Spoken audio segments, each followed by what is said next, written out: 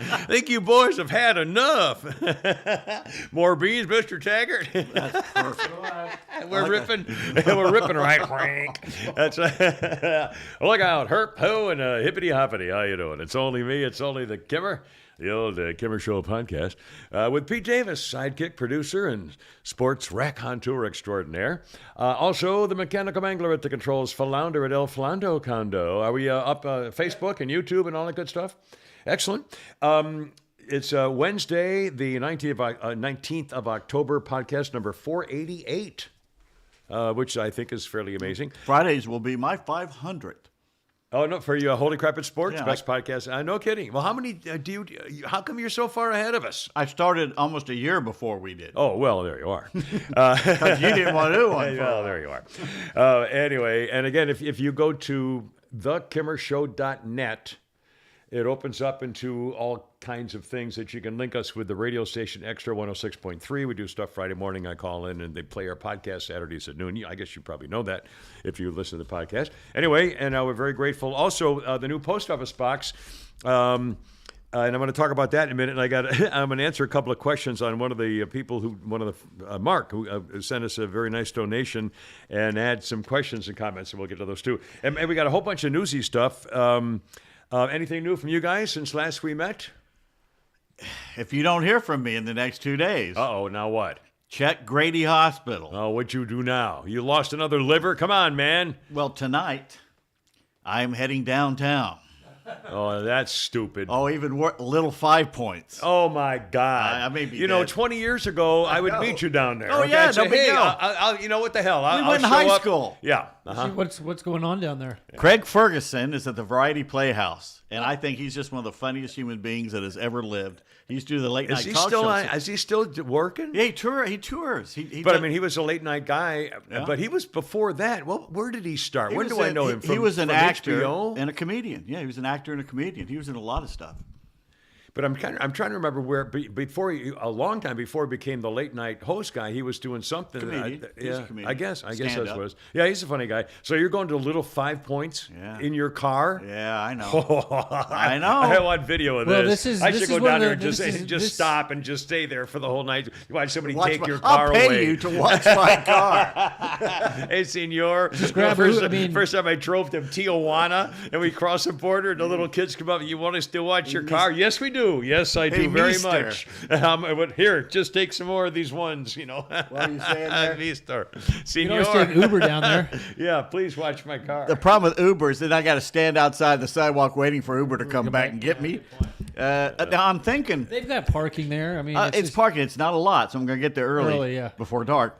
I could also just park at Wisteria, which is down the road, and park there because they have valet, and I could walk over, or I could park at Manuel's. But even though that parking isn't great now, and that's a longer walk, so I'll just try and park there and just no, like you said, you're going to get there early. So Is that tonight you were saying? Yeah, tonight. Oh, boy. Now, how much are tickets to Craig Ferguson? Oh God, it was like, I was treating myself. It was like $70 once you get everything. Now, how big is this place? Where Well, is the Variety Playhouse is like a it's a small Variety- theater. Yeah. yeah. It's So but- how- I mean, 800 how maybe much- something like that, 800 like 6, 7, 800. yeah, they have Well, music that's not there. bad. and stuff. I'm just, how much money can he make in a year for one My night? friend does the booking for the Variety Playhouse. Well, ask him how Now, much. Craig Ferguson's a well-known guy. You're going to see him. You know, you're leaving your place. I don't to know go if see it's him. sold out, but it'll be a lot of people. But let's say if you get 500 people at $50 a ticket, he obviously doesn't get all that money, so he probably gets $10 a shot or what. I mean, Well, so he is got he a going lot to of make money. $3,000-$4,000? I don't think he really needs the money, but he loves to do it. He loves to travel. Yeah, I'm just curious. I guess you have to work all the time on the road, working these little small playhouses, trying to make. Maybe they're all rich. I have no idea. Do a stand up on the road, but anyway, well, you got to let us know. Let you know if I live. Yeah. Now, isn't there a ball game tonight? A playoff game? Isn't I there think another? I think there's a couple ball games nationally? tonight. Both of them. I think Are both play of them on today, tonight? don't they? At least I one thought they of got them. one. Didn't they get one day? Well, I don't know. I should have looked up. I don't have it. In fact, we'll talk sports here in a minute. In fact, I got a bunch of baseball things. Oh! Did you? I sent you the videos. I bet you didn't watch them. I sent you the I videos. Okay, we'll talk about that. I mean, it's unbelievable. Phillies play the Padres at 4:35 today, and the Yankees play the Astros at 7:37. Outstanding. Well, I know what I'm going to be doing after I got I'm the going to horse record videos them and then so. come home and watch them. Yeah. So I won't pay attention. Anyway, now we got a whole bunch. I want to read a couple thank you notes here. I mean, I'm reading some notes thanking us, and I'm thanking them. Also, I've sent like 3 different videos on the Kimmer Show Podcast Facebook page. Let's see. We'll talk about that if you don't mind. Also, the post office box, the loaner car, the Mother Teresa texting to show you the kind of senses of humor that this weird freaking team of ours has here also together. Watching Ghosts, and I have. Let me ask you this. For some reason, Peter suggested we have a ghost off of talking about the series, the TV show Ghosts on our Friday show Ghost after Club. it's on Thursday night, a ghost club. So if you watch the show Ghosts, which I never did until Pete said it was funny, and I thought, well, it sounded stupid, but it's a very funny show. It's very clever. It's well written. The British one's funny Yeah. too. No, I haven't seen that one. But anyway, so I've got 2 more to go, but I'm catching up, and I'll definitely watch it Thursday night. This is Wednesday as we speak. Anyway.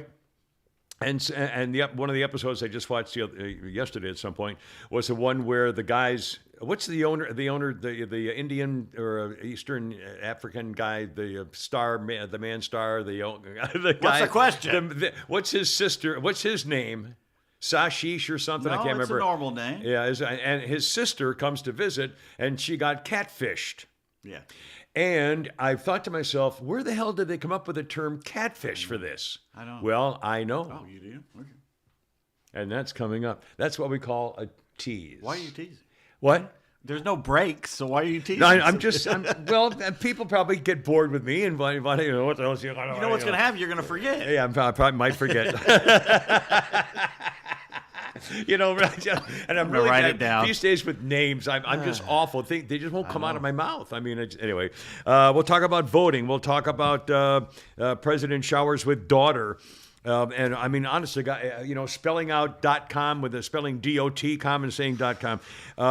We'll talk about his $7 gas comment, how sorry he was because he doesn't know where he is. A great analysis very quickly of the FBI involved in that case where, of course, in Washington, D.C., the jury case with that Russian guy, totally innocent, all charges. Well, you knew. I mean, come on. But there's a great, very short, I'm going to read it, very short analysis by Greg Jarrett, which puts everything into perspective of what we've been saying ever some time, especially about the FBI. We'll talk about that. Okay.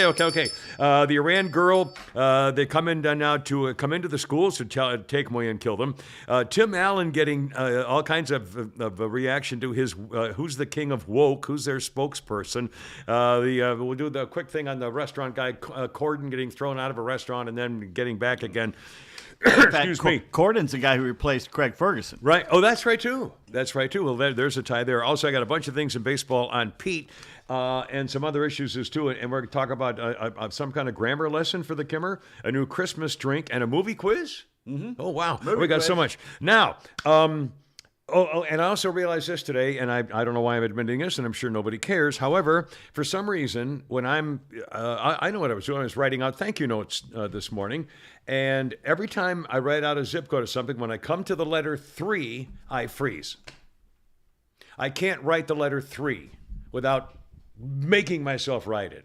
I don't know if that's the dumbest what. The number 3? The number, the 1, 2, 3. The number 3, you were not saying, THREE. Oh, the letter. Okay. If I'm writing a zip code 44321, I'll write 44321. What the hell is that?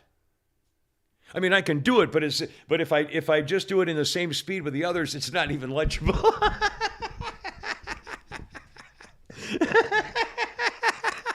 I don't know what that. I thought I did it this morning. I was going to say, "What the hell's wrong with you?" I mean, is that a thing? Is that like a ghost thing, or from the great beyond sort of a deal? Jason just asked, "Do you have applications for a new co-host?" Oh my God! Wait, Jesus. maybe. Keep you in mind, Jason. Oh Lord!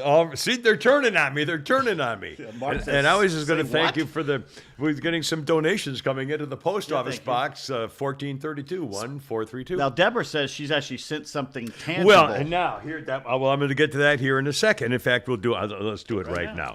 I went to the post office the other day.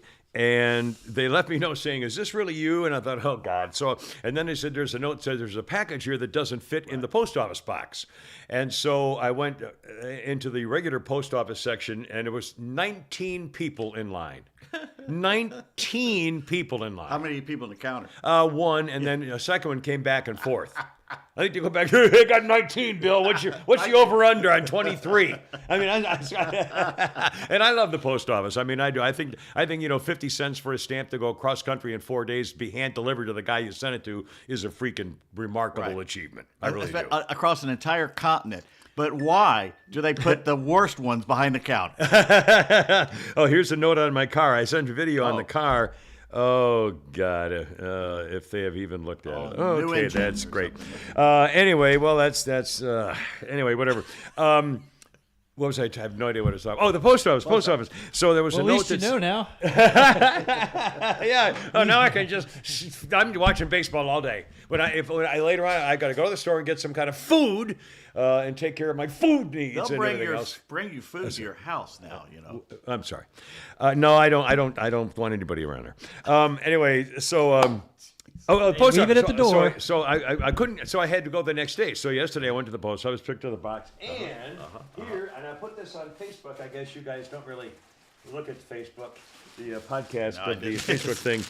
Here is our friend, and this is from Deborah, the buggy car lady. I don't know what that means, but these are full-size I don't eat Milky Way. Well, Pete, Deborah, sorry, Pete tells you to go shove it. It's wonderful. But It's one of the few I don't. Well, we got Milky Ways anyway, because I was complaining, and these are the regular, original, full-size Milky Ways. It's better I don't eat that because So- I just ate a damn Nestle Crunch while I'm sitting here. Well, I brought that in case you did, because I remember you have a thing about caramel in your candy. I like a little bit, but not a whole bunch. Oh, And and these Milky are Way's good got a because they whole have a lot. Yeah. Anyway, let me make sure I'm out of order here in my thing here.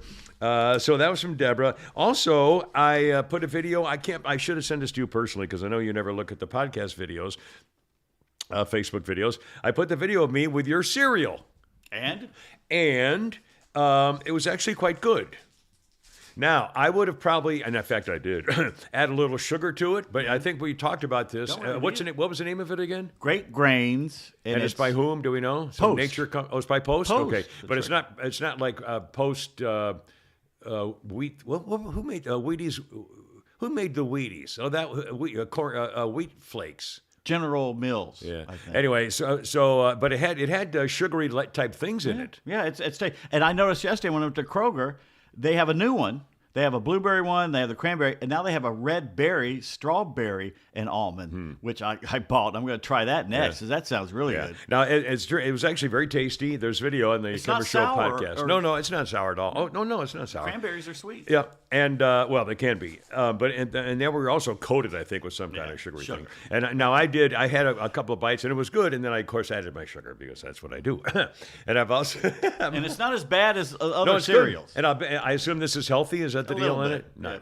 Yeah. Of course, you remember last week we talked about the cereals that were not healthy, like Special K, Bran Flake. Life. I mean, Life, Raisin Bran. Life and Raisin Bran and Special. They're no good. They're no good. It's all sugar and Might as well be yeast or something. chocolate frosted sugar bombs Yeah. like Calvin and Hobbes. ate. Mashed yeast,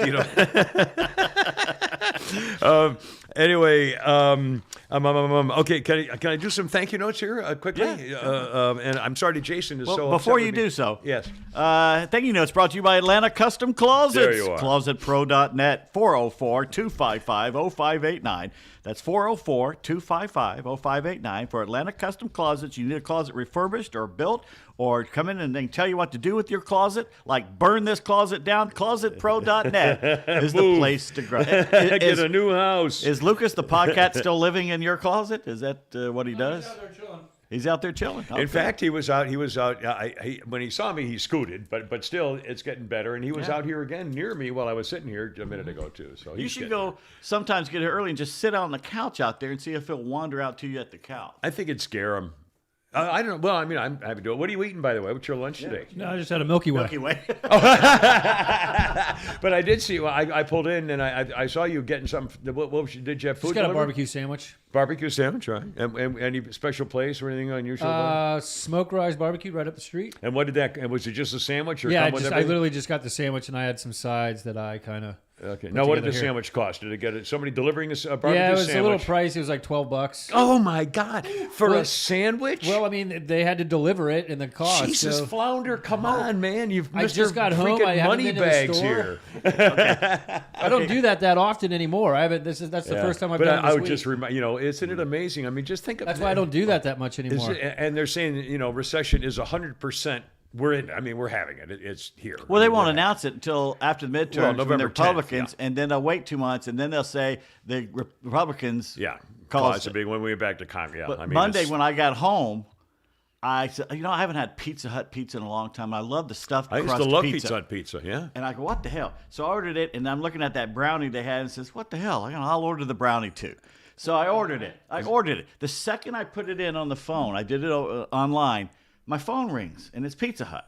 And he goes, I hate to tell you this, we don't have a driver tonight. Is there any chance you can come for pick it God's up? sakes. And I said, I can't really pick it up tonight. I just got home, and I don't want to get it back out again. He said, no problem. I'll void it, and it'll be off your thing by tomorrow. But they didn't have a driver. Well, I mean, I have. And I wanted to give them the money and not the other ones. Yeah. The other one. And so I drove over there. It's by the Kroger I go to. And I'll tell you the Kroger story in just a second. They have the sign-ups that drivers wanted for the for pizza. I'll bet. So you wanted to. So anyway, I'm in Kroger, and I go to the milk, and I get me some milk, and I'm thinking, I'm like, you can tell I'm getting older. I go, gee, it's not going to be long now before the old eggnog's going to be out. Here we right? go. 10 feet. Oh, 10 no. feet I walk. The Mayfield eggnog is already out. Oh my God. Who the hell, what Philistine is drinking eggnog in October? There's already, and in fact, one of the memes going around is people are posting with signs saying, "No Christmas decorations," before They're doing Thanksgiving. commercials. I mean, it's unbelievable. Old Navy's already doing Yeah. the commercials. Come on, jeez. Well, on the other hand, if I were a merchant, I'd be a kind of look what's going on. And someone said, if you want something like you even think you is going to be popular, you better order it. You better do it now because they're going to run out of crap. Yeah. Well, or not be In able to get America, it. we're going to run out of crap. Right. Well, it's the new America. It's the new No, Democrat America. This isn't the new normal. This is the Democrat not, normal. Not new normal. The new America, but it's only temporary. It better be. I'm sure of it. Especially if you help us keep this podcast on the podcast, ladies and gentlemen. Sorry. On the podcast? Again, thekimmershow.net and our post office box address is there. A couple of quick thank yous, may I? I'm just Roman. Thank you so much, Roman, to keep you guys on the air. JC sent us in there for the years of entertainment. One of my favorites was a blank piece of paper, just a check from somebody, which I thought. Now, a couple things which I think Well, were, before you do that, yeah. Crazy Insane just wrote, Kimmer can't afford a sandwich at Flounder's buying $12 sandwiches. Well, he's got a job. That's right. He's working. He's working. And He's again, employed. that's why we're talking about the post office boxes. Send us a check because, honestly, I got real sad this morning. I thought to myself, it's really over. I mean, I'm never going to go back on the radio.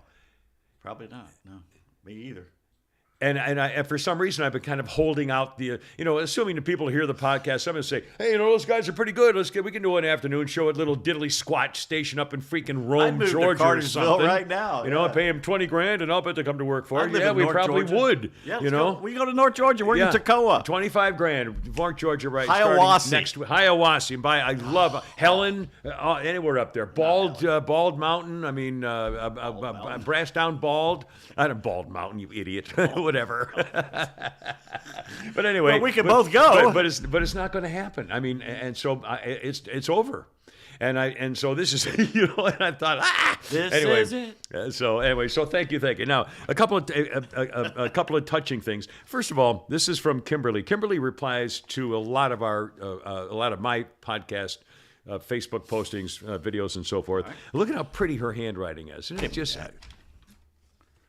It's got This a is little done by a accuracy. robot. But it's beautiful. No human rights original, like this beautiful anymore. Handwriting. If you were going to look at the example, Jasmine. no, now stop. It's a notepad.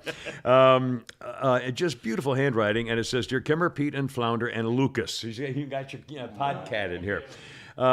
Sending little check support of the podcast, and then she says, "My first love is the horses, and the videos you share are so uplifting and a very bright spot of my day. I treasure my picture of Jack the Good Boy." I sent a picture of Jack the Good Boy.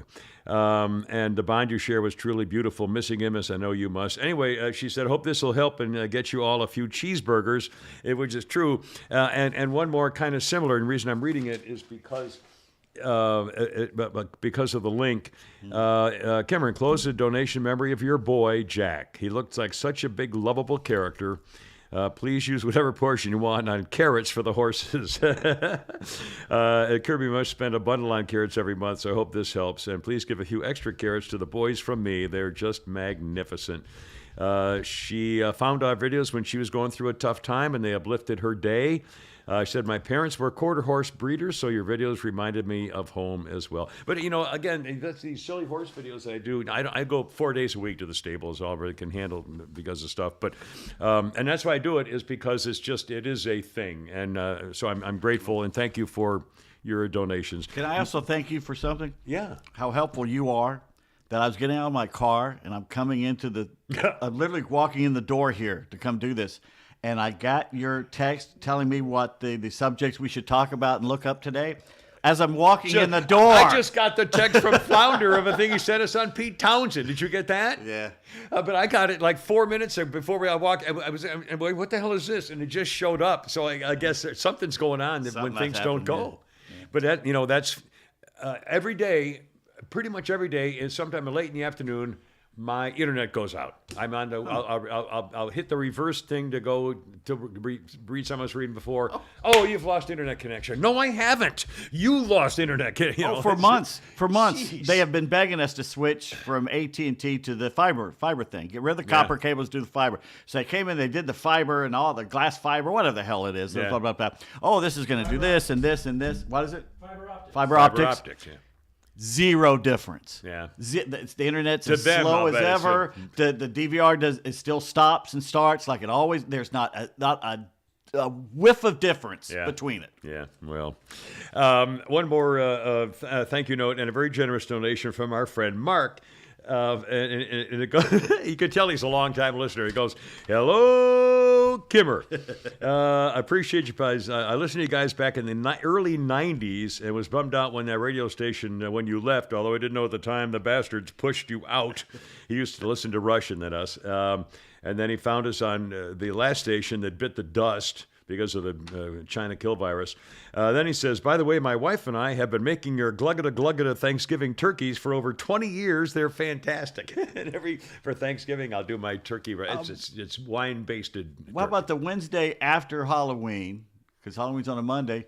Do it then. Do it early. Sure, Get absolutely. Yeah. And this is pretty funny, too. He says, you want to know how I know you're gay?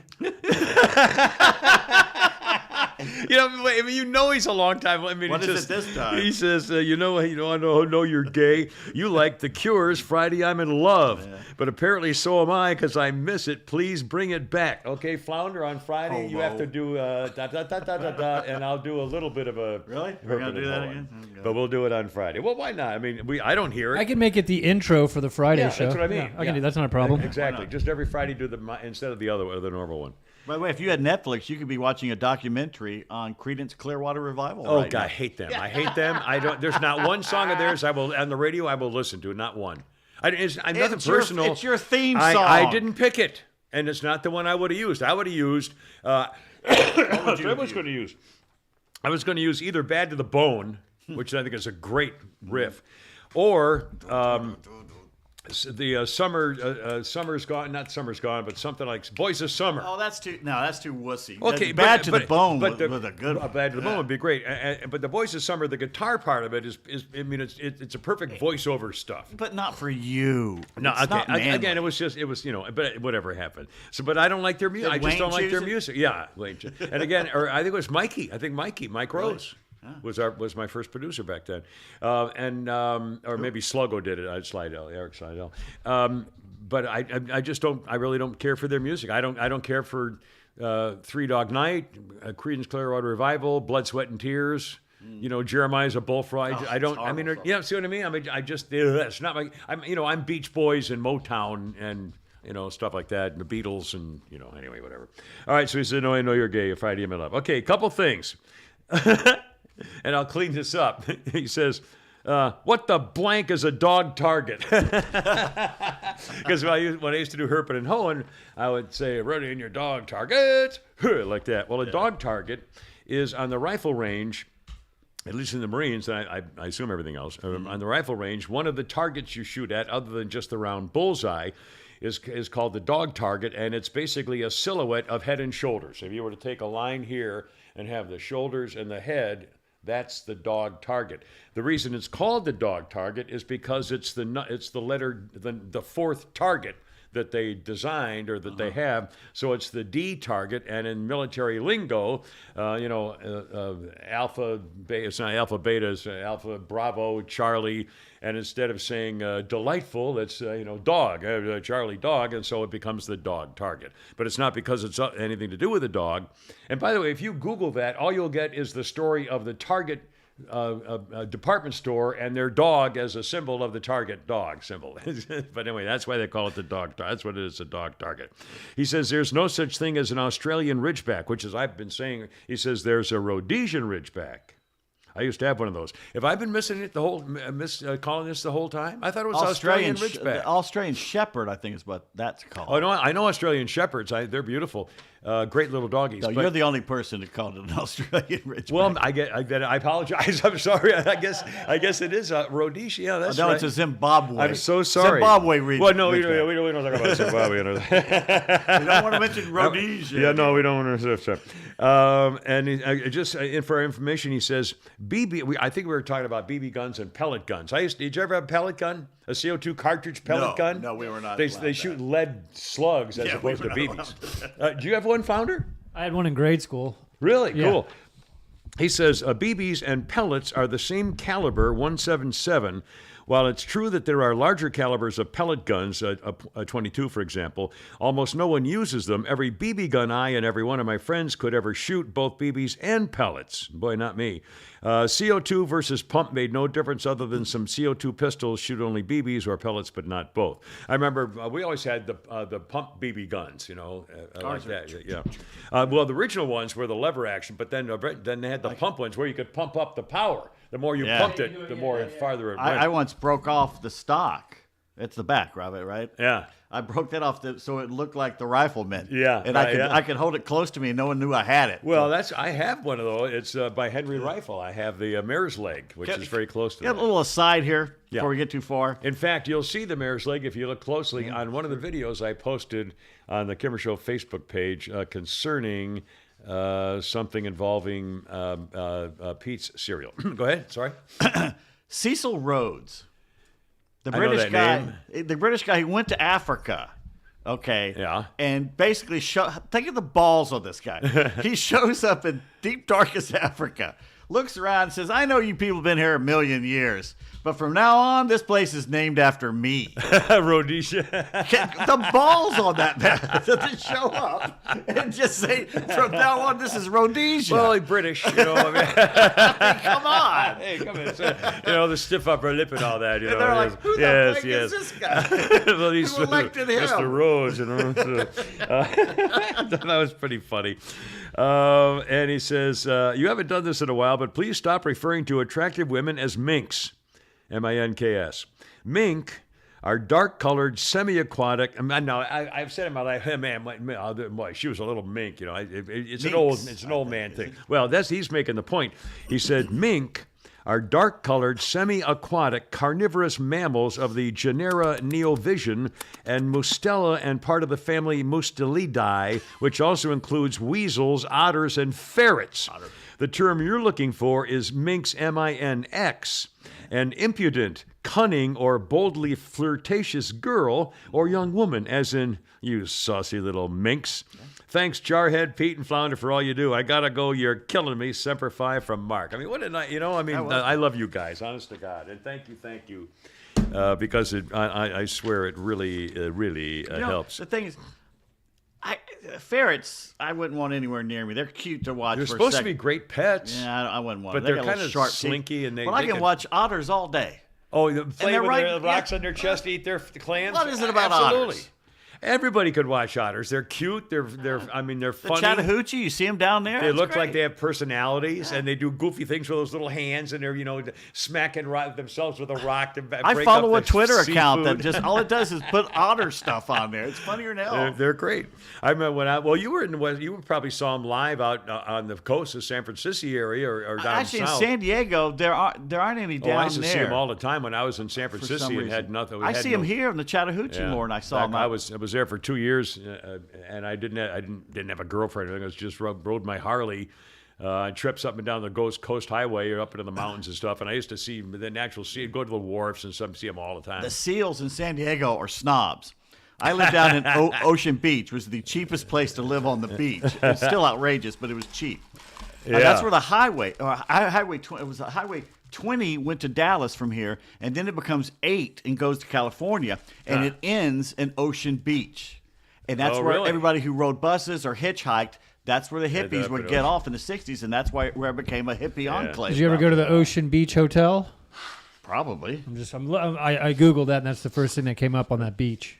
Huh, that's it. Well, anyway, it's the longest concrete pier in North America. It's huge. I think It goes I remember and I hearing lived that, yeah. right above it. Yeah. But anyway, the seals don't live where I lived in Ocean Beach. No. The seals live up in La Jolla. Well, better garbage, I guess.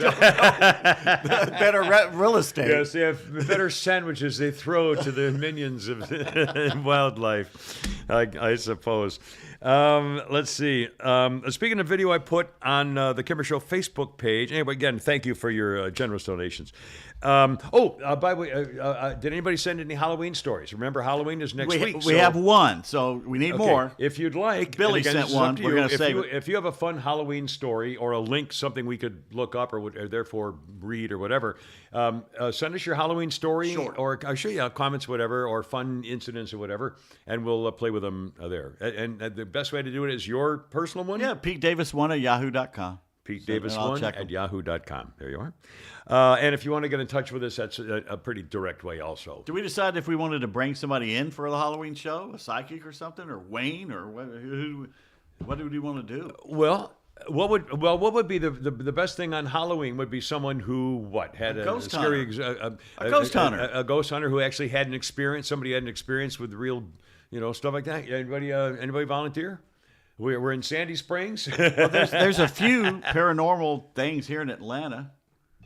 I mean, Wayne and I had a little one for a while there called You want to see if we can find somebody or Paranormal Investigators of Georgia, or PIG. Yeah. Thank you. Well, if you want to try to check it out, should we try to?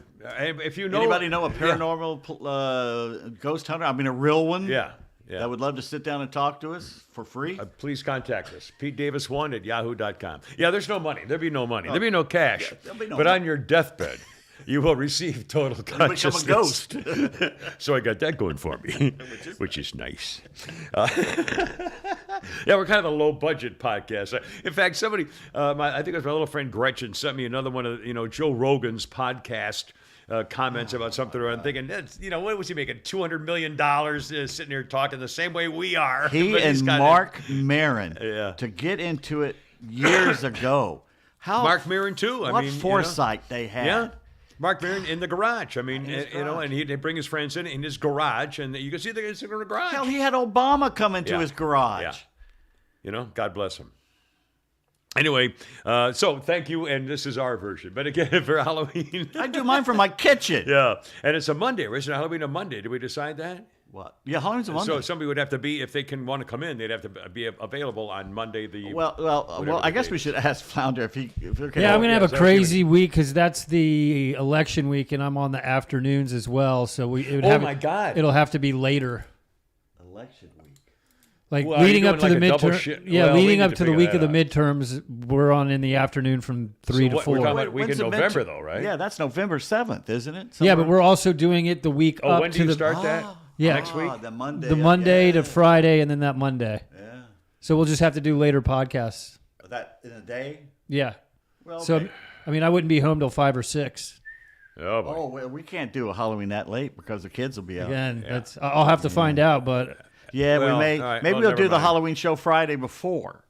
Yeah, whatever. yeah, and post it Monday or Well, something. folks, Yeah. we have to be flexible because Yeah, that's if you're the way going it that goes. late, the kids will be out, and it's bad to drive around, Yeah, no, especially no. in a neighborhood with a bunch of kids. I feel weird about driving around. Yeah. But try we'll not do, we'll to do an drive early around. Friday Halloween one, and we can post it Friday or Monday. I mean, Okay. we'll figure it out. Cool. Let's see. Good meeting. Good meeting. Good meeting. Thank you. I was mentioning a couple things on video. What? Yes. Oh, Catfish. Yesterday. Oh, I'll get. That's coming up. That's coming up. Yesterday. In fact, did I do? No, it's coming up. Yesterday, for the first time this season, I held my breath and turned on the heat. Because I brought my mom, I put video on the Facebook page, podcast Facebook page, of me bringing in my mums inside because I just got them. My little mums? friend Gretchen brought them to me, and they're really beautiful. But I didn't want them to die because it was going into the You know 30s. how I know you're gay. I didn't go shopping for mums. They were a gift, and they're on my deck, and I put them out there with my flag from flagcode.com. Anyway, so I brought them in, and so I put the video on there, and now I've forgotten totally what I'm talking about. So I turned on the heat for the first time. You turned it on. Season, turned it on, and whenever I do, I'm always afraid I'm going to blow up the place. I don't. Do you ever think about it when you go from cool to? I do. I swear to God, I think of it every time. And I just think something. There's a flame up there. I mean, there's a little. It's up I in the did when attic. I had the house. Huh? I worried about the house because it'd be Yeah. a draft, and every once in a while we'd blow the pilot out. I had to go down there and light it. Well, I knew I was going to blow the house. I up. don't do pilot lights anymore. I use. In fact, I used. It was funny that Bear would never go down with me to do it. He would stay upstairs. he would 'cause know. He knew I was going to blow the house. That's up. right. And I used to do pilot lights and stuff. No, not anymore. I used to do my own tune-ups. I used to tune up my own car until 1971 when they changed all the pollution shit on the Change cars. the brakes. I did brake pads. I did oil and lube. I did points, plugs, and know. condenser. I know. And then all of a sudden, in like 1971 or 2, whatever it was, oh my God, what is this? And the engines were covered with all these things I never even recognize. When they get my oil change, they have to take the engine out of the car. Yeah, it's weird.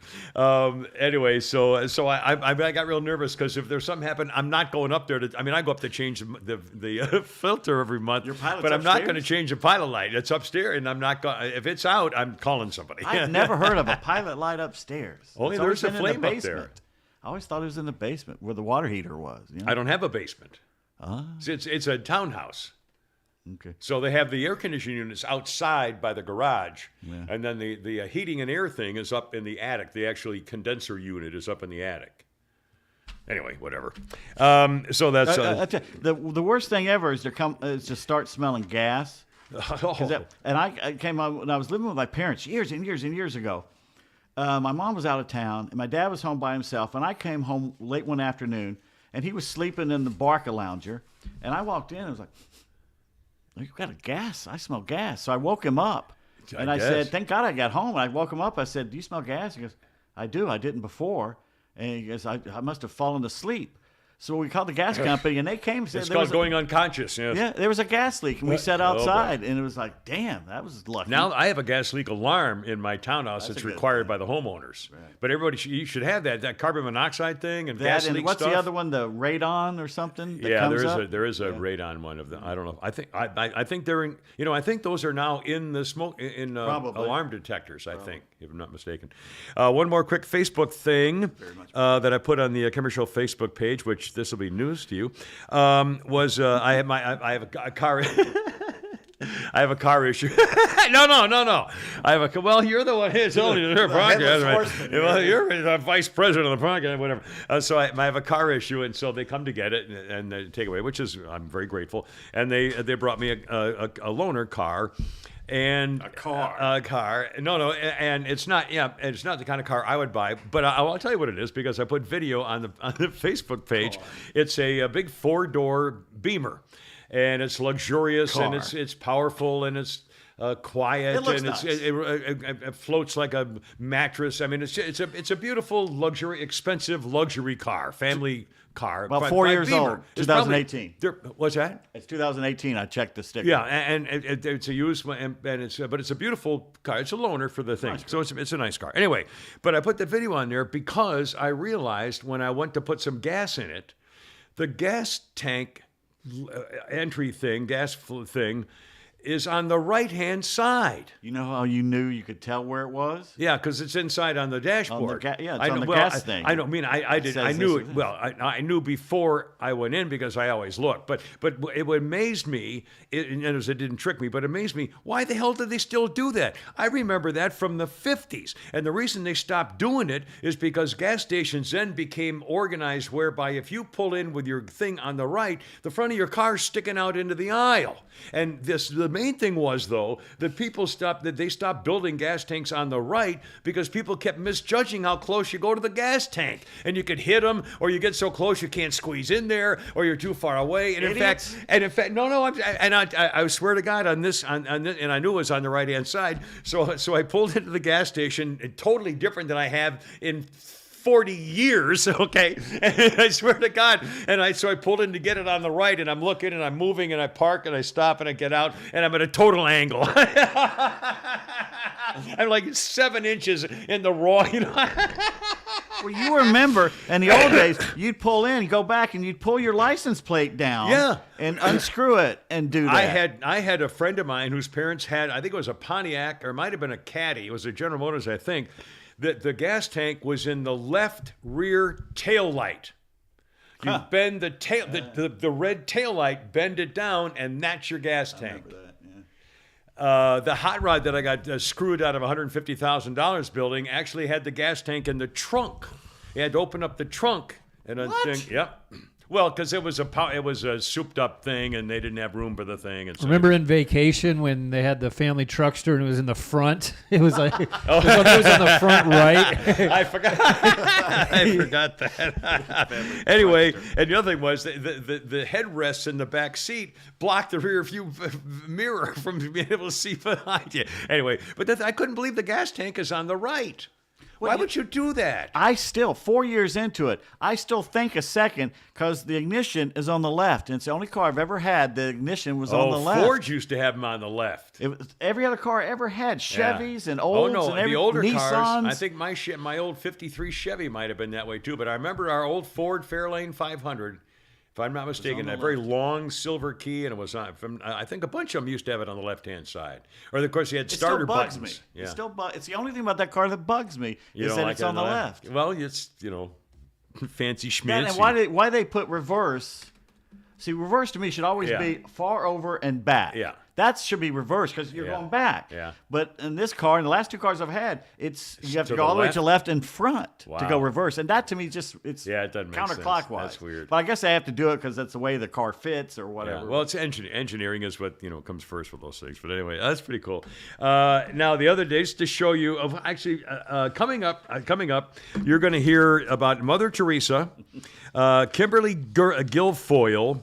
Tim Allen and this Corden restaurant guy, all coming up with some reaction from Twitter. Also, a bunch of baseball things, and I still can't get over the video I put up there of the pitching situation last night.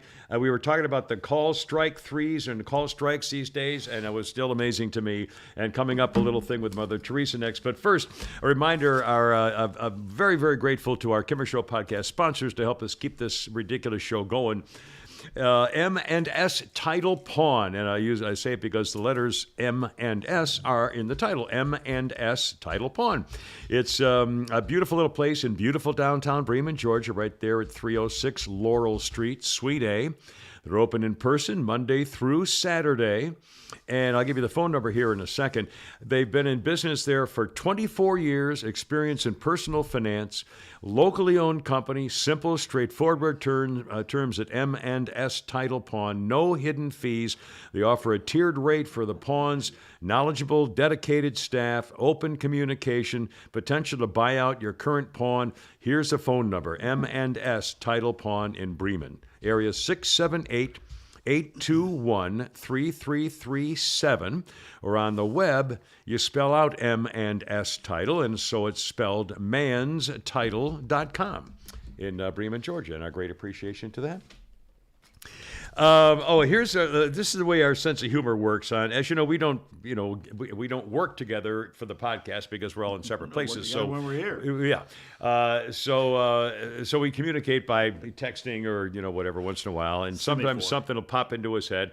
And the other day, I recall talking. Why was I talking about Mother Teresa? Was it her birthday or something, or the day she got the Nobel Prize, or something? I think it was there was some anniversary of Mother Teresa, and I'd mentioned that when I met her.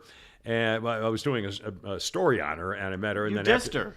Well, after the story was over, I'm going to explain the story. After the story that I worked and the story was on, I met with her, and I told her about my girlfriend at the time who was dying of lymphoma, the famous one who's in the medical books.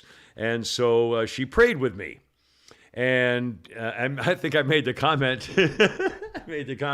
Well, of course, my girlfriend died in my arms, so clearly Mother Teresa was responsible for the death of my girlfriend. An imposter.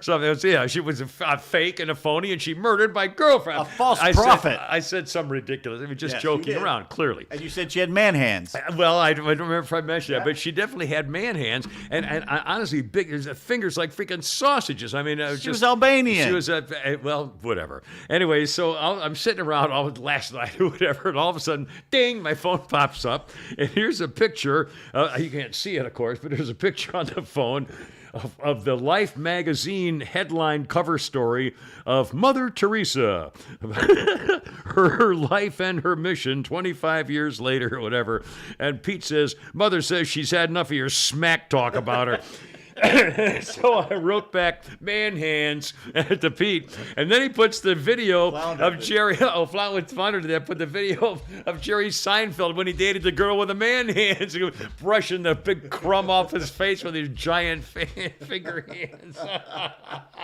I'm standing in the checkout line at Kroger, and I never do that. I always go to the self-checkout, but this time, for some reason, I wanted to. It was a cute checkout girl. So I'm standing in the line, I look over, and there's Mother Teresa right there looking at me. Come on, man. Really? You actually saw Mother Teresa? Or you thought it was her? No, it was her in the magazine. She was just staring at me from the magazine rack. I thought you meant back in the day when she was... So you had to take a picture. And I felt bad. There's an old lady behind me. Yeah. She came up right as I was starting to put my stuff up, or I was about to. Yeah. And she goes, did you just tear that egg carton in half? Because I had like half a carton of 6 eggs. Yeah. And I said, no, ma'am, they sell just the half ones. Kroger They're does. right I don't next. think Publix does. Kroger does. And I said, they're right next. And I said, right next. And she goes, oh, well, thank you, like that. And I turned around and was putting my stuff up. I said, God. And I didn't think until I got outside, I should have gone and got her some. I should have run over and grabbed her some. Because she was an older lady. She couldn't get there and back before, it was checkout time. And God, I felt bad about that the rest of the day. I hate stuff like that. Where later you think, oh, gee, shall I have done? It happens all the time, though. Somebody drops a package and you don't want to know whether to try to help her or not, or rush over. I mean, there's little things like that. Well, happen, I rationalized how it wasn't so bad. Because was none of her stinking business. Or what if she had counted her pin and that's all she had money for that day was what she had in her cart? And if I ran and got those eggs, it would have embarrassed her because she didn't have enough money to. Is to that pay. what happened? No. God. Thank God. That's like Hector saying the guy got 1 gallon of gas because that's all he got. Jeez, God. And I thought I was broke. So I was gonna rationalized. die in shame, It's like that old joke. Nixon. No, Nixon's talking about, he told the story of the poor black child who was harassed on the bus all the way for like block after block. They picked on him. They called him names. It was horrible, just absolutely horrible. I sat there and stared in disbelief for 20 minutes. I just couldn't believe the treatment that they were. I thought that poor kid, somebody ought to really, Anyway, so there's Mother Teresa, but that's our sense. That's how we communicate. Dahmer update. I'm on number 2. Oh my God! All right. And it shows him as a kid. He comes home from school. Again, if you're going to In do Milwaukee. this is early. Yeah, there's episode, no big deal. So, yeah. This guy explains why he is. He comes home from school and his mother is OD'd on her bed Oh, for boy. the sleeping pills. She Oh. constantly was trying to kill herself. Oh my God! And the father comes home and tells the ambulance driver, she's just playing. There's nothing. Oh. And the ambulance guy goes, no, man, we had to bring her back. She was going to die. And the poor little kid is sitting there having to watch this. Oh, jeez. That kind of would suck. Let's see. Oh, I mentioned earlier about the TV show Ghosts, which again is very clever. I have to admit that I have a kind of a thing for that little hottie, the little blonde hottie. I mean, she's cute, she's sweet. I mean, she's just an old. She's almost too much of a goody two shoes. I mean, she's just the sweetest little thing. But I do have a crush on her, and I realized what it was. And I spent an hour this morning fumbling through. I thought all my belongings. I couldn't find it. Somewhere in my possession is a picture from. I'm going to guess the year would be. Let's see, 56, 12, 58. Probably from 1959 or 1960. A black and white photograph of a girl named Lorna Spalding, who I was in junior high school with, and she was just a knockout, beautiful.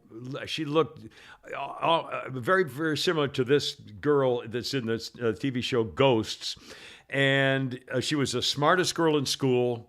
And for some reason, she allowed me to go to her house to have dinner and go down to her basement and kiss her. I mean, that was the dating back then. Was a thing, but she was God. Had such a hots on her, and this girl in Ghost reminded me of her. And the reason I also mentioned about it is because it's a picture of her. The picture of her that I have is an actual photograph, black and white photograph of her in a two-piece bathing suit.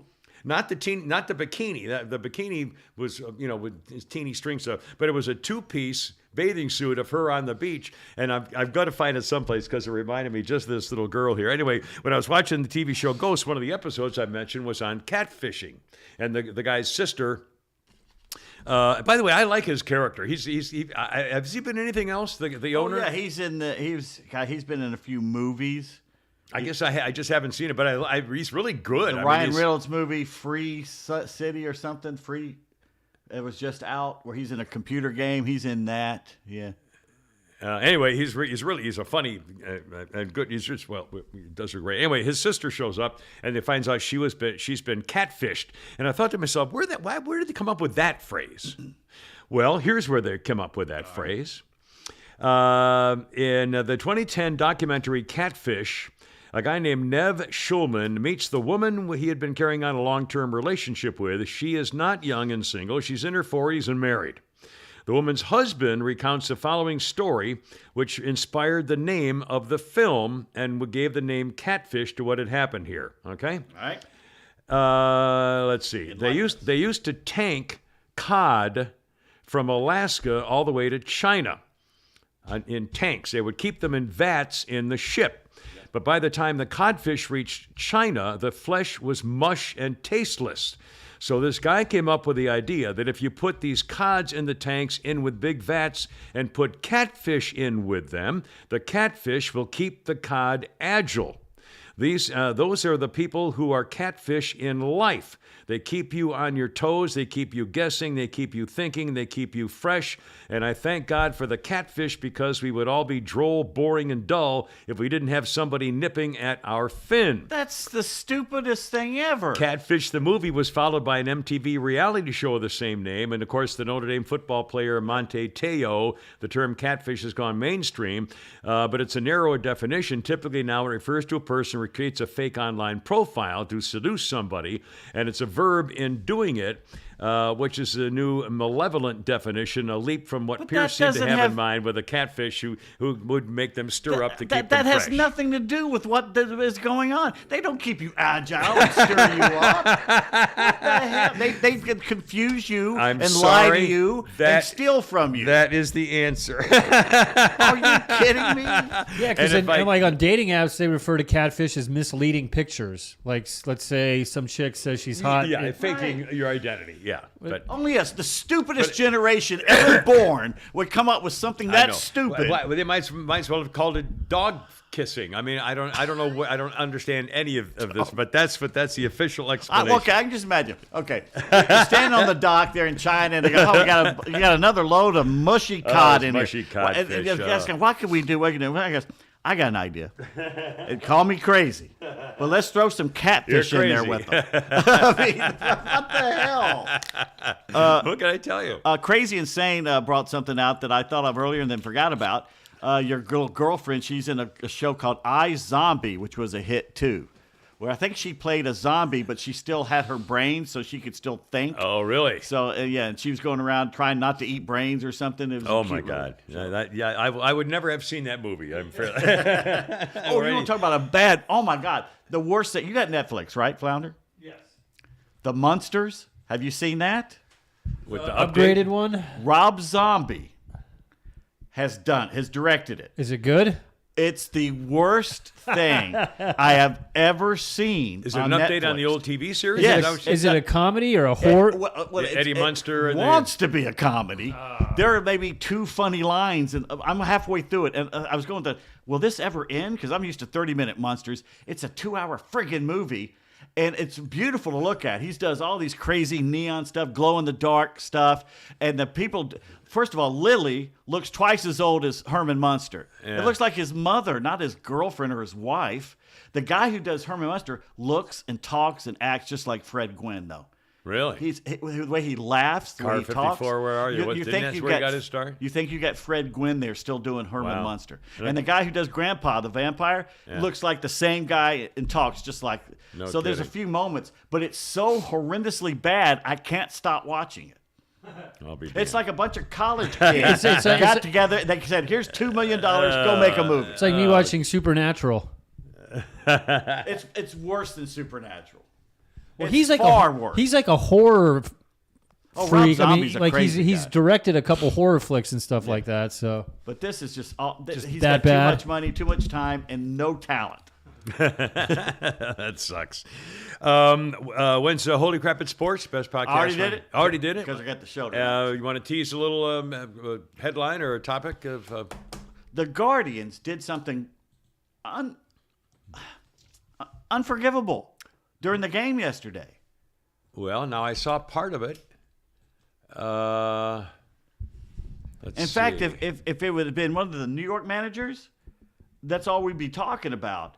Frankly, to me, someone needs to be fired. I didn't see Yeah, much. neither I did saw I. What- part of the game. I didn't see Right. what. Well, they were down like 4-0, 5-0. They were down Yeah. by a few runs. So at this point, you don't score The much. big monster hit a 3-run homer, right? Yeah, like it the was first over. inning, As so, soon as he yeah. did that, it was Yeah, over. it was so 4-1 Francona already second screwed up inning. by putting in a guy in there, Savali, that they had already killed 2 or 3 times in a row. Yeah. And he had a fresh, rested bullpen. He could have done a bullpen game and Yeah. probably would have won. Yeah. But he puts the loser out there, and the loser, it was like putting poor Charlie Lieberman out there Yeah. to pitch against Kirby Puckett. It was Yeah. a dumb move, Yeah. all right? So he puts him out there. Guy gives him a 3-run homer in the first inning. It's over. Yeah. The game's over. But a few innings later, you tell they don't score much. They got one guy who can hit the ball out of the park. I and think he I stopped missed a watching grand about slam. the third inning. He missed a grand slam by just a I few saw feet. that. I did see that. Would have tied the game. Yeah. So they're losing by 4 runs, I think, at this point. Yeah. There's 2 outs, and there's a hit to Rizzo at first base, and he gets it, and he doesn't have enough time to throw it to the pitcher. So he runs and he leaps and dives and touches the bag with his glove. Before the runner gets there, he's out. Yeah. So he's out, and they're about to go to commercial, and Costas, and they've shown the replay. He goes, oh, wait a minute. From the other angle, it looks like he's safe. So he showed again, slow motion. The runner is sliding into first base feet first to try and get there faster. He's not only hitting the bag, he's pushing inches into the bag. That's how hard he was sliding. Rizzo's this far away from the base, inches away. It's one of the... So clearly he was safe by a Clearly mile. he was safe. So Costas goes, wait, we're not going to commercial yet because we're expecting Francona. You know, they're going to challenge. So they go to the dugout. Francona's not even looking at the field. He's looking down at some sheet of paper he's got. There's a coach standing there in front of him who's talking to him, and they're blah, blah, blah, blah, blah. And Costa goes, well, I guess they're not going to challenge. And they go to Oh, commercial my break. God. He says, I guess it's too late now. Every single team has someone Yeah. monitoring every single play. Yeah. So did that idiot say, he's out? You always see So- in the dugout, you see him going like Yes, this. Or, I mean, they didn't even do that. I didn't see them do that. Yeah. So either the eye in the sky said, he's out, so They don't must have challenge missed it, it. in which case he's fired. Somebody missed it Or bad. you cannot give up chances for runs Yeah, like a that. playoff game And I'm for- watching for the ESPN this pennant. morning, and they're not even mentioning it. And I'm going, you damn well, if that was Aaron Boone or Buck Showalter who didn't do that, and the Yankees or Mets had lost the game, that's all we'd be talking about. Wow. How weird is that? I didn't see that. Yeah, I stopped watching after the third inning. Now, maybe there was some strange thing that I didn't see or hear later, but I didn't see anything talking about it. I didn't see anything today. on just going through normal stuff. Now, the only thing I can think of is Rizzo touched the bag and then kind of pulled his hand back a second, and that's what we saw. But no, it doesn't look like that at all. Wow. I'm surprised the crew didn't have more after. They didn't Maybe make a big deal at all about it. Wow, that's surprising. You know, if that would have been the Yankees, the fans there would be going nuts. Yeah. Now, let me ask you this. I saw a text, you were texting back and forth with somebody concerning the Yankees' new haircut. What the hell is a Yankees haircut? Well, you know, Yankees have always been very conservative. No hair, Steinbrenner no had his facial thing. hair. No facial hair. Now, they're allowed the mustache. They let the porn stash back because Matt Carpenter has one. But all those years, Josh Donaldson, a redneck from Alabama, basically, had those stringy, ratty mullet and all that stuff, craziness. Well, you don't even recognize him now because it's short hair, no facial hair, and everything. You know, I did. I didn't recognize him. I know you don't recognize him. He's not the same guy. I remember thinking, that's Josh Donaldson. I remember we came up and I thought, oh my God, yeah, I remember seeing that part of it. Huh. Well, I guess maybe they're all nuts. And some of them look so ratty. I mean, some of the other teams are left. Oh my God, the Brandon Marsh for the center fielder for the Phillies, who's from here, by the way. Yeah. And there's a couple other guys on the Padres. First of all, it's 100 degrees in July. How can you have hair like that? Hair, I don't get it. It drives me crazy. I don't get it. Let me ask you this. And by the way, for the record, I hope the Yankees get to the World Series. I hate the Yankees, but I love watching Giancarlo Stanton and the Judge come to the plate. I mean, I can't help but love to watch those guys. They ain't getting past the Astros. I don't think they're getting past the Astros. I don't think they will. I think the Astros are probably the best. And I don't like the Astros. I know no one likes the Astros. But the problem with it, the only thing that'll save the Yankees, because they're got to be tired at this point because they're going to play again today. The Astros may be like the Braves, a little too much rest. Yeah. Well, that's true. It affects pitching for sure, and a lot of other things. Pitching gets better. And batting. At the batting, the hitting is what gets worse. Some pitchers with too much rest sometimes lose the junk that comes off their. That's only if they're pitch, whatever. Yeah. Also, I couldn't believe this, and I put it on the Kimmer Show Facebook page. Unbelievable. Yu Darvish is up there. Was it last podcast we were talking about it? I said it's amazing to me. All these guys, and we all played Little League baseball, so we know I've been frozen on pitches before, and we've all been. I should have swung at that. But in the big leagues, I mean, one after another, I keep seeing these guys taking a call strike right down the middle. I mean, it's not even close to being outside, it's not. Fastball right down the middle, like batting practice. And last night, and we talked about it, and Pete and I both said, well, it's because they're guessing curveball and they can't pull the trigger in time or whatever. Well, Yu has 11 pitches to guess. Right. Yeah, well, that's the other thing. He's got 9 different curveballs, breaking balls. Anyway, so sure enough, last night I'm watching the game. And Yu Darvish strikes out a guy, call strike 3 right down the middle. So I taped it and I put it on Facebook and sent it to Pete. And then, then another batter, I think maybe got a hit or a walk or whatever. Second guy, call strike 3 right down the middle. I'm thinking, oh my God, my head's exploding. So I put that video on Facebook and sent that to Pete. And son of a bitch, the third guy called strike right down the middle. And I'm thinking, wait a minute, I'm going to die here. I think this is God's way of saying, okay, you've experienced everything you could. You're dead now. I mean, I couldn't believe it. We were just talking about this. 1, 2, every single strikeout right down the middle. Call strike 3. How can you not swing at a pitch that's close on your when you have 2 strikes? The 2-strike thing got me. When he did it to the 4th and 5th guy, I'm thinking, okay, somebody in the analytics or the coaching staff has got to say, swing the effing bat. Because he's throwing a strike. I didn't even video the next one because I thought, I can't He did take it to 4 or 5 of them. I know it. I kept going. I can't believe they won. He looked unhittable for a while. I couldn't believe it. And once Harper hit that home run, you could just tell Darvish's entire demeanor went to, oh, crap. Yeah, it was astounding. Because Wheeler pitched the game of his life. Yeah. I couldn't believe it. It just struck. And the Phillies hitters were so mad, they were throwing the bat down at home plate. So either someone was telling them not to swing, I don't know what they're telling them. Well, Whoever it was wrong. Now, also, these pitchers these days, you see them bring a little card out of their hat or their pocket on the tendencies of the batter who's up to bat. You see that with outfielders and you see it with all of them now. They have a card in their back pocket. Acuna keeps it in his glove. Yeah. It's just like that would drive me crazy. So now maybe it's maybe says the guy's going to guess breaking ball on strike 3. Or I their don't know. analytics probably said he's not going to throw you a strike or strike 3. I don't know. But when you keep doing it, some point somebody's got to think. I couldn't believe swing. it. Right down the right down middle. the middle. So at some point, do you think batters will start wearing a earpiece?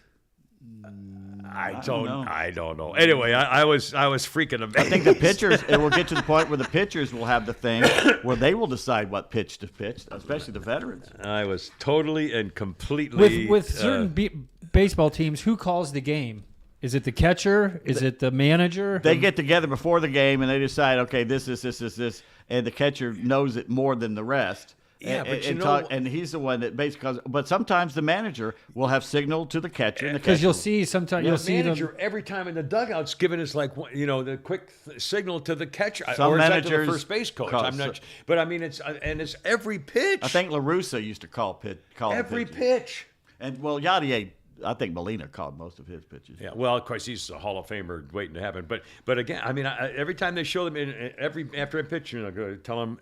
I think I'm flabbergasted. The manager would want to even do it. I guess it's like the head coach of an NFL team calling every play. I mean, it just What was that Major League when he's like, it just might fucking work. They do that crazy play. Let's see.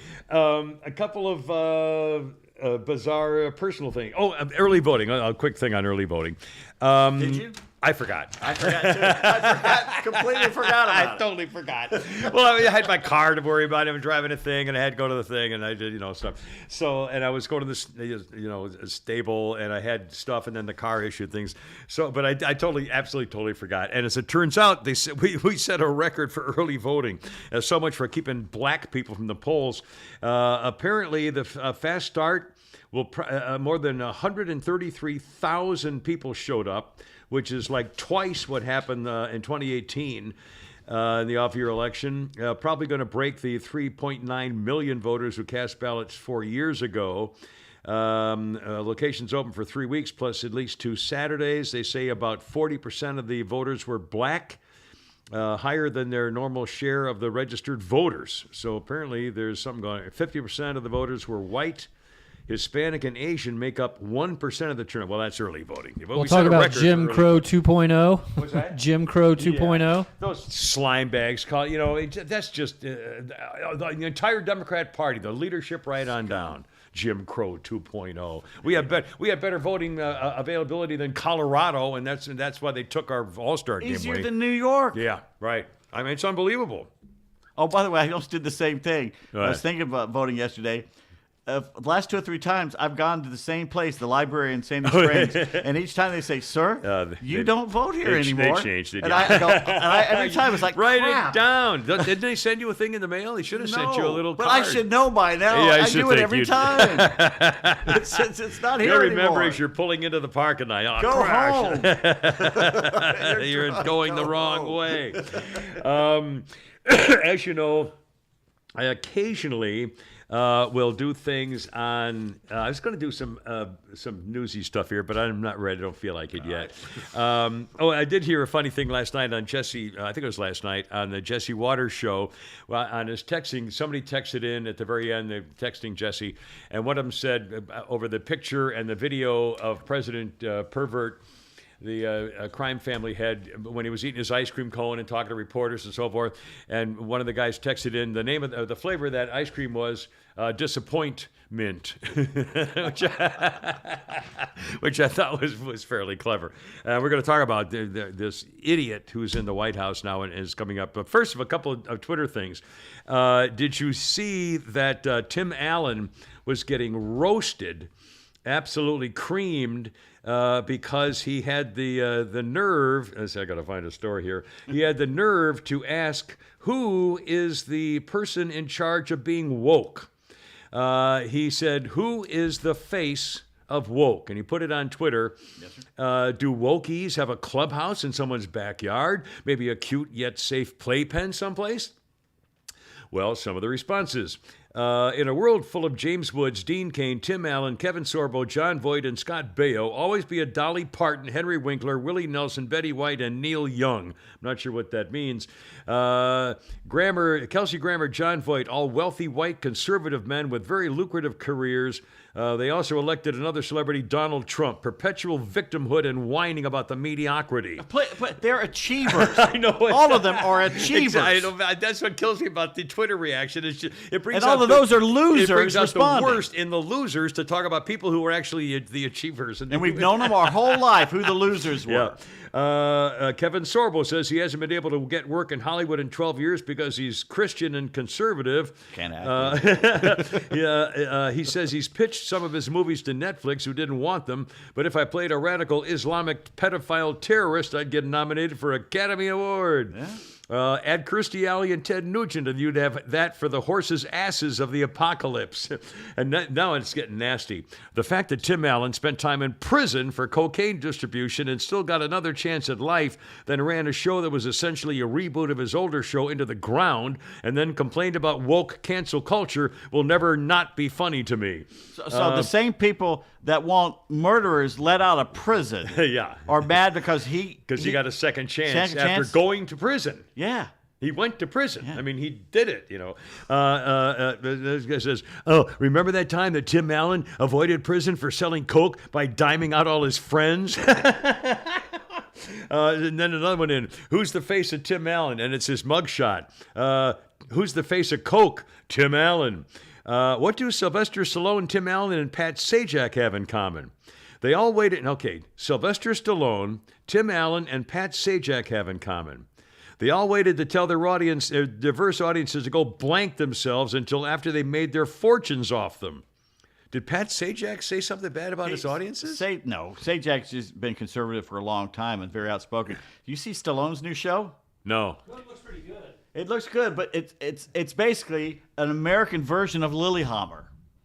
Basically, you take the mafia guy and you go to a small he's town. out of prison after 25 years, and he goes back to the mafia bosses, think he's going to be rewarded because he kept his mouth shut. Yeah. And he goes, I want you to go to Tulsa. And he goes, you're joking, right? Yeah, they send him to Tulsa.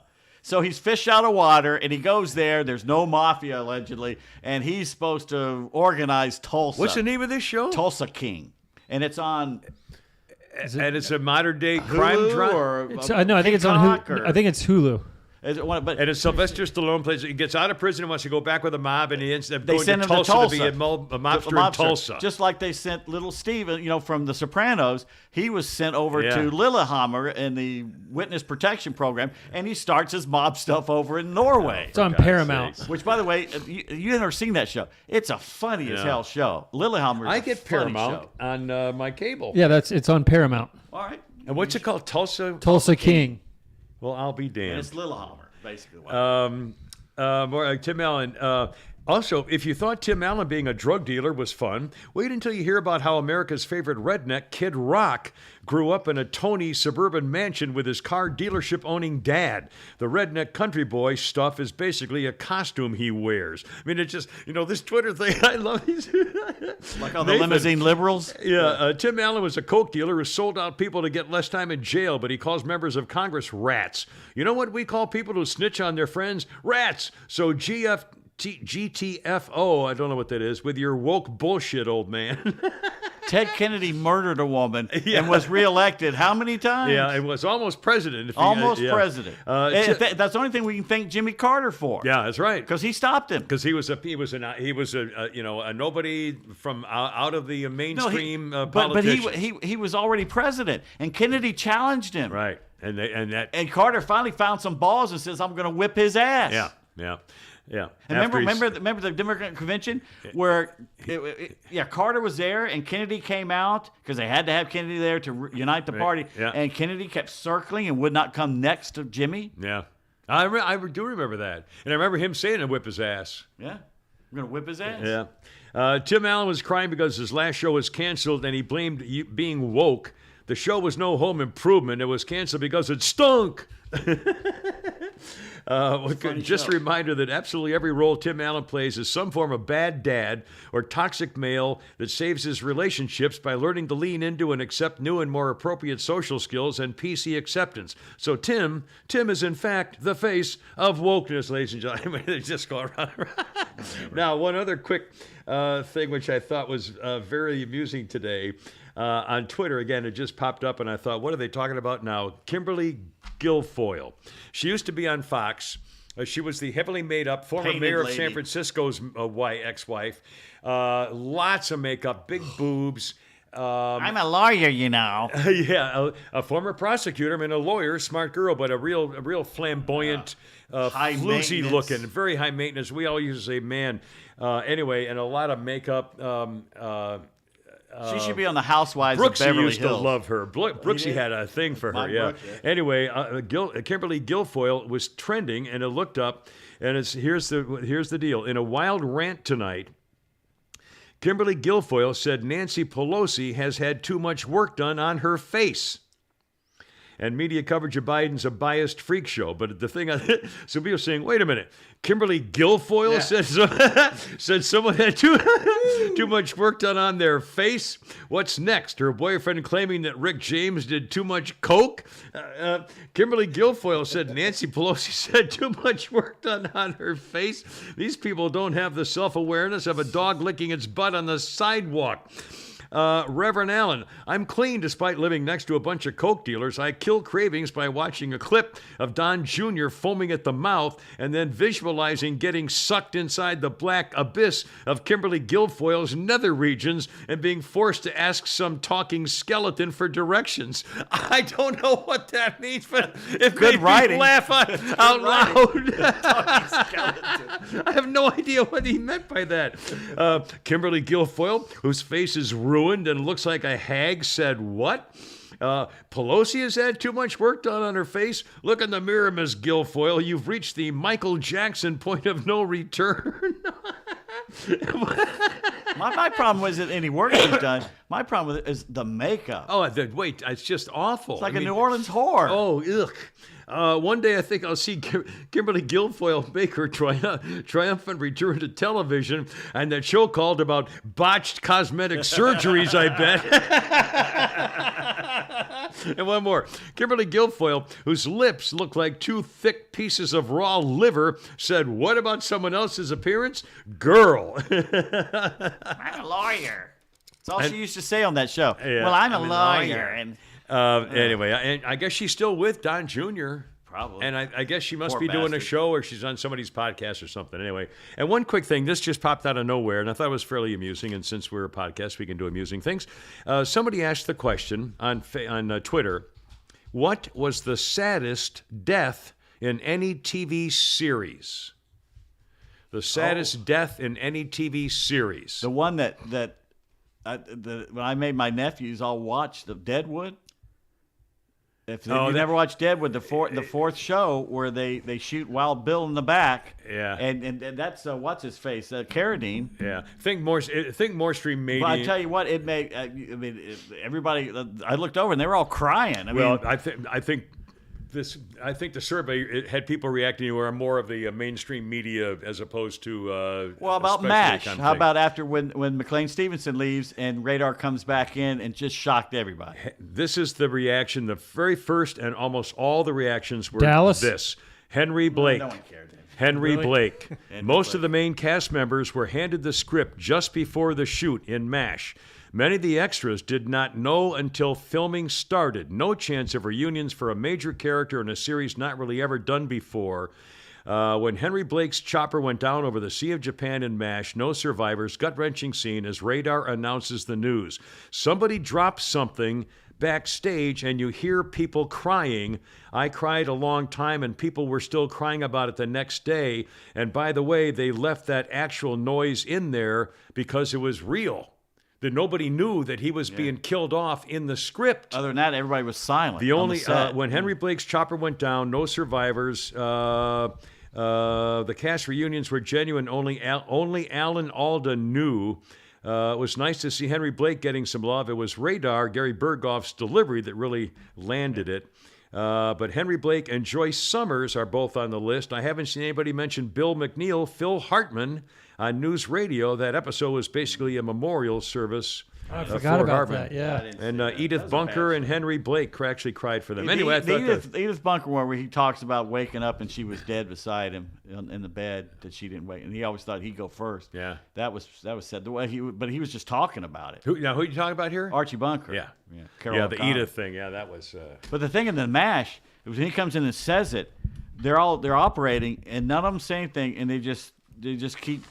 Yeah. What else can they do? Yeah, but there is, I didn't remember this, but there is a crash and people crying in the background. I don't remember that. And they left it in. The director said leave it in because it was made it that much more I was real. mad.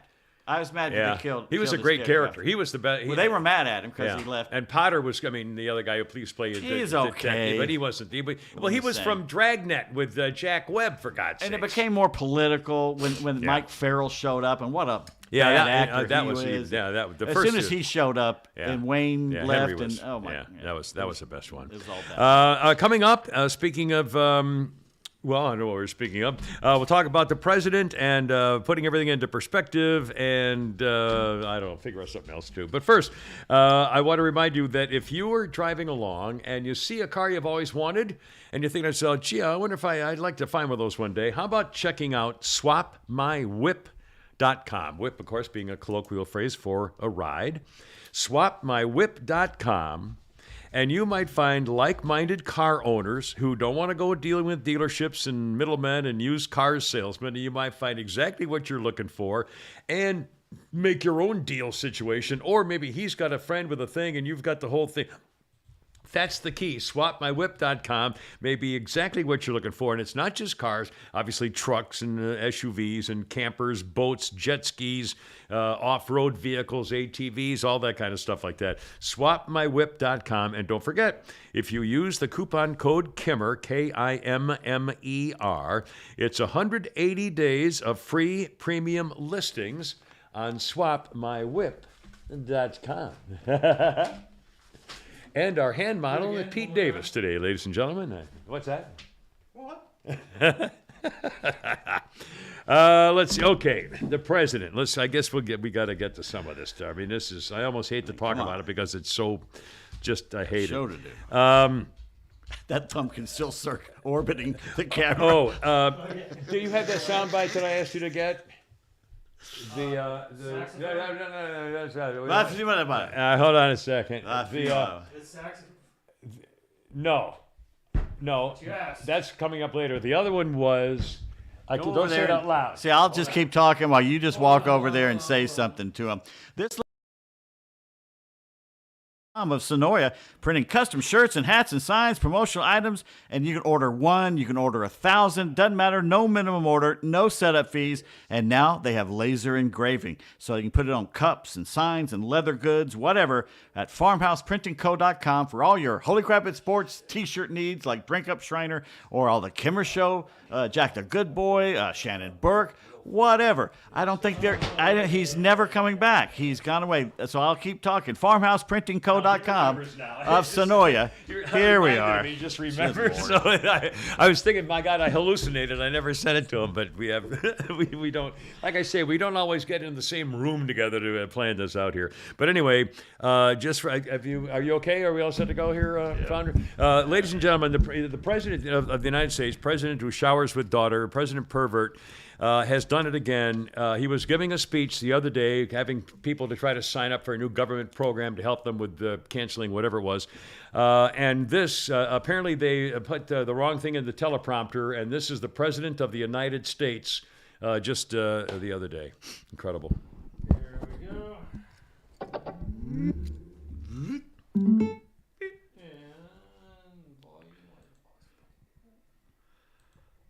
Stone. And I'm Ron Burgundy. Go fuck yourself, San Diego.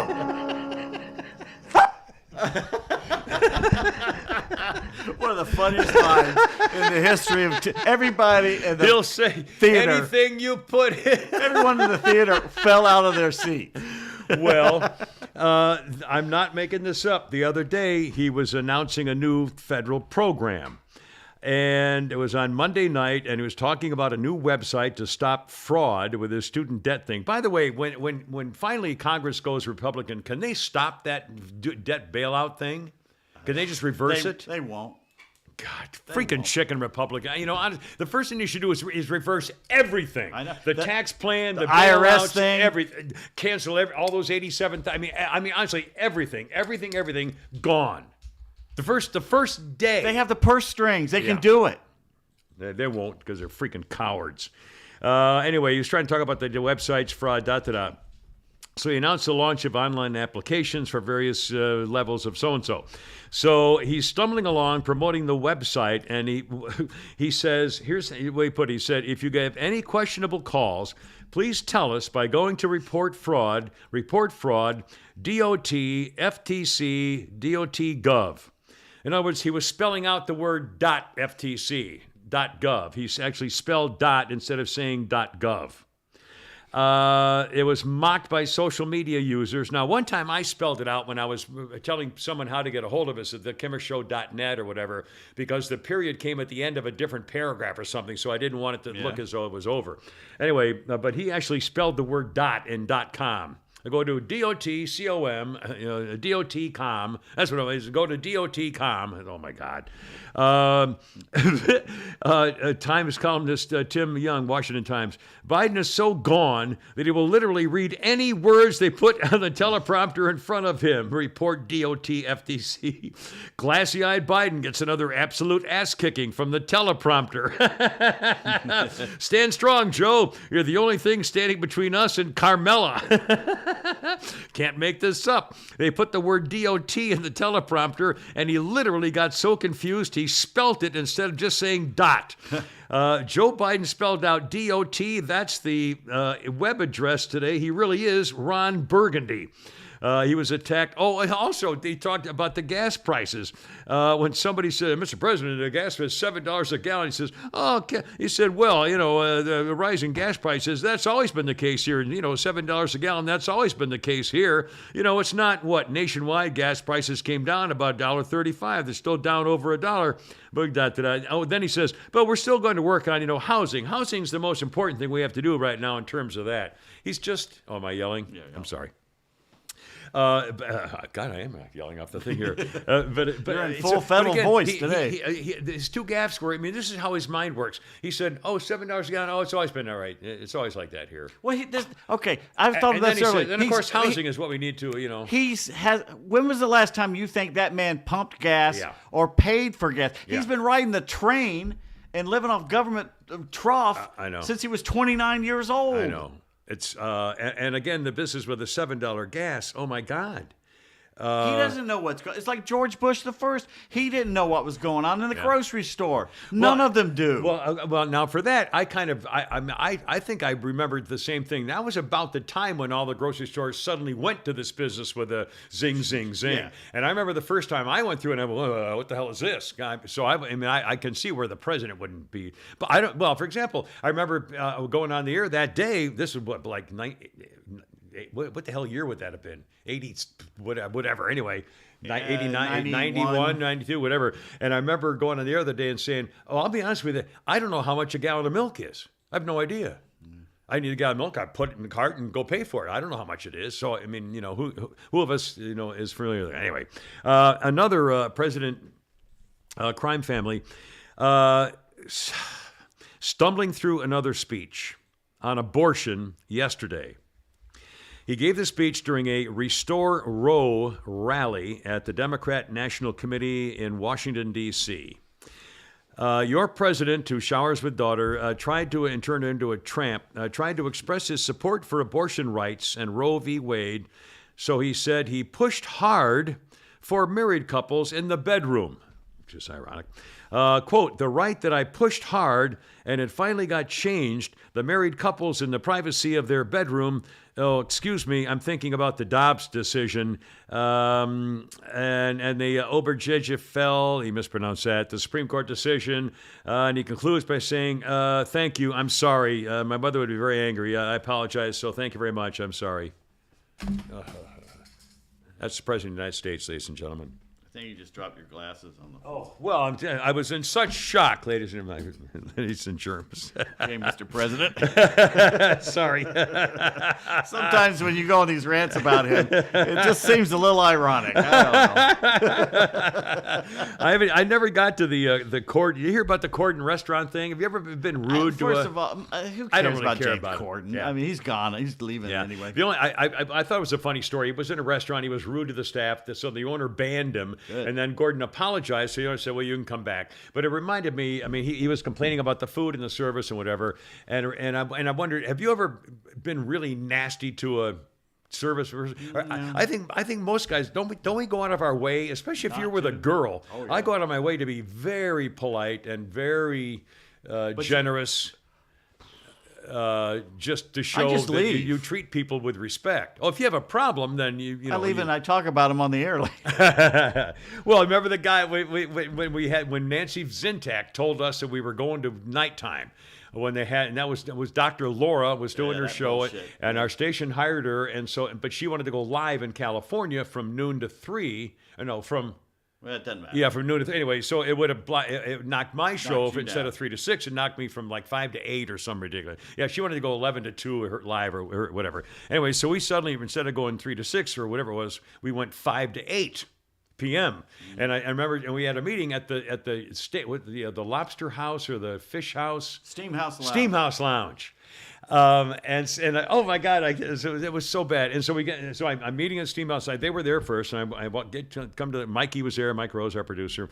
I get to the Steamhouse Lounge, and they're already at one of those tables outside on the deck, and it's in Buckhead. It was a nice day. It was leading outdoor. Okay, so they're already at the table. It was kind of like this round table. So I get there, and I get myself a seat, and way over there, kind of like 30, 40 feet away, is the waiter. And so I raised my hand. I just went like that to tell him, you got another party over here. And that's all I did. I didn't yell, I just kind of went like this. And nothing happened, and he was kind of wandering around. And so finally I kind of, did it a second time, and he got all snotty. Yeah. And so he finally came over and said, "Well, I saw you, sir." One of those really snotty, one of those kinds of, right in the mouth, right in the kid. Well, Good, I saw give me you. a freaking drink. Yeah, I saw you, sir. I said, "Well, I didn't know if you saw me or not. That's why I was trying to get your attention." He said, "Well, you didn't have to." And so he starts arguing. I mean, I couldn't freaking believe it. And finally I said, "Just give me a margarita or something, or whatever like that." And and he walked the bolts away. And the more I got to thinking about it, I guess he came back with stuff, and he was really snotty again too. So he disappears, and I get to thinking about it, and I said, "This is bullshit." I said, "I'm going to complain to the manager, Karen." So I go downstairs to the bar, and he's back there, and I say, "I want to talk to the manager." He's the manager. I thought they turned around. He was the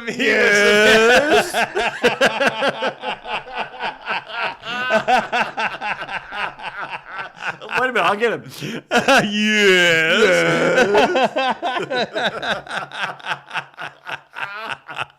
Anyway, I mean, that's a truth. Well, now the bad part, I shouldn't say it, but the bad part was about 10 days later, he was dead. What happened to him? AIDS. He was that sick with AIDS, and he was handling food? May not have been 10 days, but it was shortly thereafter. It might have been a few weeks, but honest to God, it was, and that's what got him. Remember Vickery's? Yes. I don't know if it's still open. Yeah, I remember. I went in there with my girlfriend one night, and she worked in the restaurant business. She sold them their meat and everything. She knew all of those people. And we went in there late one night, and we sat outside. It was kind of crowded, but not too crowded. And there was another party outside. And that party was mostly gay men. Mm-hmm. Okay? And we come in, the old heterosexual come, we sit down, and there's a gay waiter that's serving outside. There's only them and us, basically. He's got 2 tables. Oh, boy. So he's not working inside. He's got 2 tables. And he comes out and says, da, da, da, da, da, them. Ignores us. Comes out again, laughing and joking. Just telling them they're all friends, blah, blah, blah. Having a good time. Goes back in. And at this point, you can tell I'm getting steamed. And she was like a little mad too. Because, well, I work with these people. Don't cause a scene. I said, I'm not going to cause a scene. By these people, she meant people in the restaurant business, right. Clearly. And he comes out the 3rd time and then a 4th time and totally ignores us. And I'm like, he sees us. And and the 4th time I said, "Hey, why are you ignoring us?" I'm not ignoring you. I said, you've been out here 4 times. And at this point, she's mad. She goes, 4 times. And why won't you talk? Well, I'll be as soon as I can. I said, no, you're going to do it right now. You're going to talk to us right now. Either tell us why you're ignoring us or you're going to take our damn order right there. Now, she's as mad as I am at this point because she's never been treated like this ever at an Atlanta restaurant. And he got all snotty, blah, blah, blah. I said, you know what? Screw this. Yeah. I don't need this. Yeah. So I got up and I left. And my girlfriend goes, well, that kind of sucks. I wish there's something we could do. So, there's something we can do. That guy right there, that's the subject of my show tomorrow. Yeah. Guess what? And I went on there and I talked about them for at least an hour. I said, the worst service I'd ever had, blah, blah, blah, blah, blah, blah, blah. I'll bet there was somebody next reacting day, after that. There was a letter waiting for me from the manager of Vickery's and owner. Yeah. Apologizing, blah, blah, because I said, who my girlfriend was, and she worked for Buckhead Beef, and she worked for Inland Seafood, and all these things. They're the ones who give them their deals. Yeah. And basically, there was a letter saying, "Oh my God, this is so well. You come back and free." Blah. It was and to their credit, the response was instantaneous, and they said they'd had problems with him before. Well, and the whole thing was he was going to help. He was going to wait on the gay people and screw the heterosexual couple. Yeah. And that's what it was. Yeah. Of course, by the time it was clear that if you said something to him that he was therefore then ticked off and confronted, what he's going to do to your food back there. Oh, yeah. So there's no way that eat. you're going to eat. Yeah. No. If you have a problem with a waiter, it happened to me one other time too at a business meeting. In fact, it might have been a radio business meeting, and the waiter was just really snotty. I mean, just Oh, anyway. Reminds me of a funny story. Do you guys know what TIP stands for? Yeah, you're a funny man. I forgot this part. As you're walking out, there's a fence where you could kind of see someone's head, and they could see you as as we were walking out. And he had this smug look on his face, and I said, "You, sir, just became famous." You don't know it yet. Yeah. And I can only imagine the satisfaction Clark Howard must feel when he goes somewhere and no one knows who he is and someone gives him bad service. Yeah. I freaking love it. Let's see. Where's all my stuff? Hold on a second. I can't believe Twitter. I did that one. Catfish. Tim Allen. I think it was one of my. Oh, there it is. I got it. Now, President President showers her daughter also got caught trying to convince the mayor of El Paso to lie about the emergency of the illegal aliens sneaking into the. I mean, it's just unbelievable. What if that had been Donald Trump trying to? I mean, holy smokes! If it had been, Donald Trump's son with a laptop. I mean, everything you can think about. It turns out now that senators say that the FBI has volumes of evidence against Biden and the family, including Joe and his brother. Evidence that Joe himself not only knew about Hunter's dealings with communists and so forth and dictators, but he was part of the crimes. The word is the Russians paid Hunter's company $43 million when Joe was vice president. By the way, where was Robert Mueller on all this stuff? I mean, what a joke that turned out to be. He was supposed to be a really serious, legitimate. No. I mean, what a scoundrel. He didn't even remember the name of the company that was involved with it. Yeah, just unbelievable. Anyway, and where's the so-called Me Too movement about the latest of, the president? Any reaction to him fondling that little girl, for God's sakes? Jeez, unbelievable. They don't even stand up for little girls in locker rooms or horrible. bathrooms. Yeah, how is that possible that women's groups are not defending serious, real women from being abused by men pretending to be women? Who feel they're women, and if you feel that way, God bless you. I'm glad it's not me. You're crazy. You're something's bad, something's screwed up, and I feel bad for you. I won't discriminate against you unless you try to race my daughter and you're really a guy. Then I will discriminate against you. If you want to wear a dress, just don't. It's America. Go near me. But I really don't give a shit. I really don't care. But I don't have to play your game. Yeah, but don't try to all of a sudden make us try to have to do things to accommodate you because you have a problem. Anyway, but this business with that trial going on about the Russian hoax and the Russian guy was involved in it.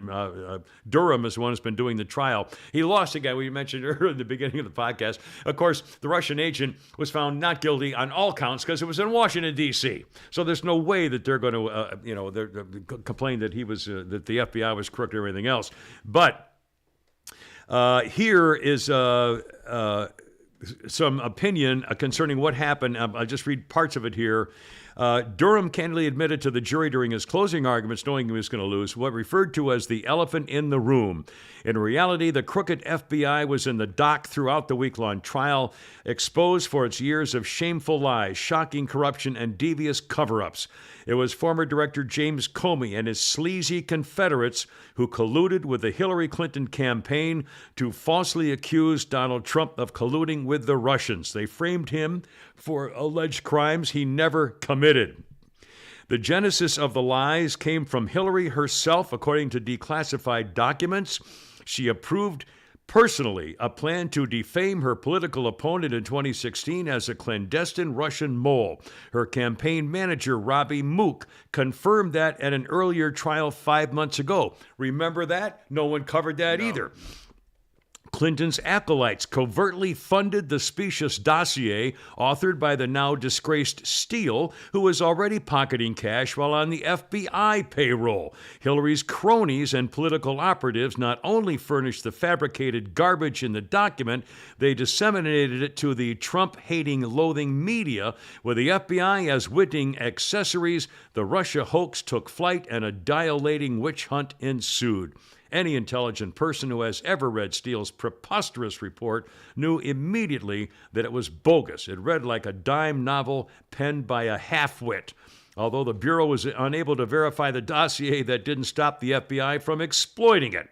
Comey signed a warrant application to spy on the Trump campaign by vowing under oath to the FISA court that the faux document was verified, even though it was not, and the dossier was credible and Steele was reliable, even though they all knew he had been fired by the FBI for lying. That's from Greg Jarrett, and that's the perfect synopsis of all this put in together. And even though the Russian agent was found not guilty, the truth is it was a coup from the beginning. It started with Hillary, and someday someone, I guarantee you that some spy agency has her emails. Somebody. If she sent him on a what do you call it? A keyboard of a one of those thing computers. Isn't it somewhere up there? I don't know. The cloud? Don't they? I thought the CIA knew everything that came into the world. No one understands the cloud. No one knows. I don't know I don't like have any 3 different idea. clouds. Yeah. I don't know. What it is. One shaped like an elephant, the other shaped like Winnie the Pooh. I don't know. I don't have any idea. One more thing to let you know that President showers with daughter, wants to make a big deal with Iran. Here's what our friends in Iran are up to, just very briefly. There are now more protests going on in Iran after a 16-year-old girl named Azra Panahi was assaulted in a raid on her school.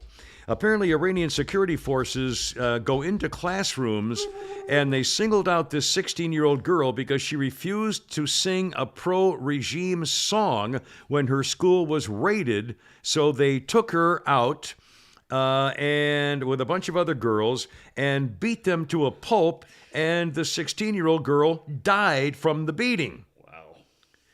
Of course, Iran security officials say, well, no, it was a guy. It was some other guy who did it. We really didn't do it all. And her uncle went on TV saying, no, it was a heart condition. Yeah, she died of a heart condition. So her own uncle was scared to even after murdering his own daughter. Apparently, the 22-year-old woman was responsible for viral video of protests after she was murdered for not wearing her hijab properly. She was 22 years old. That was back in August.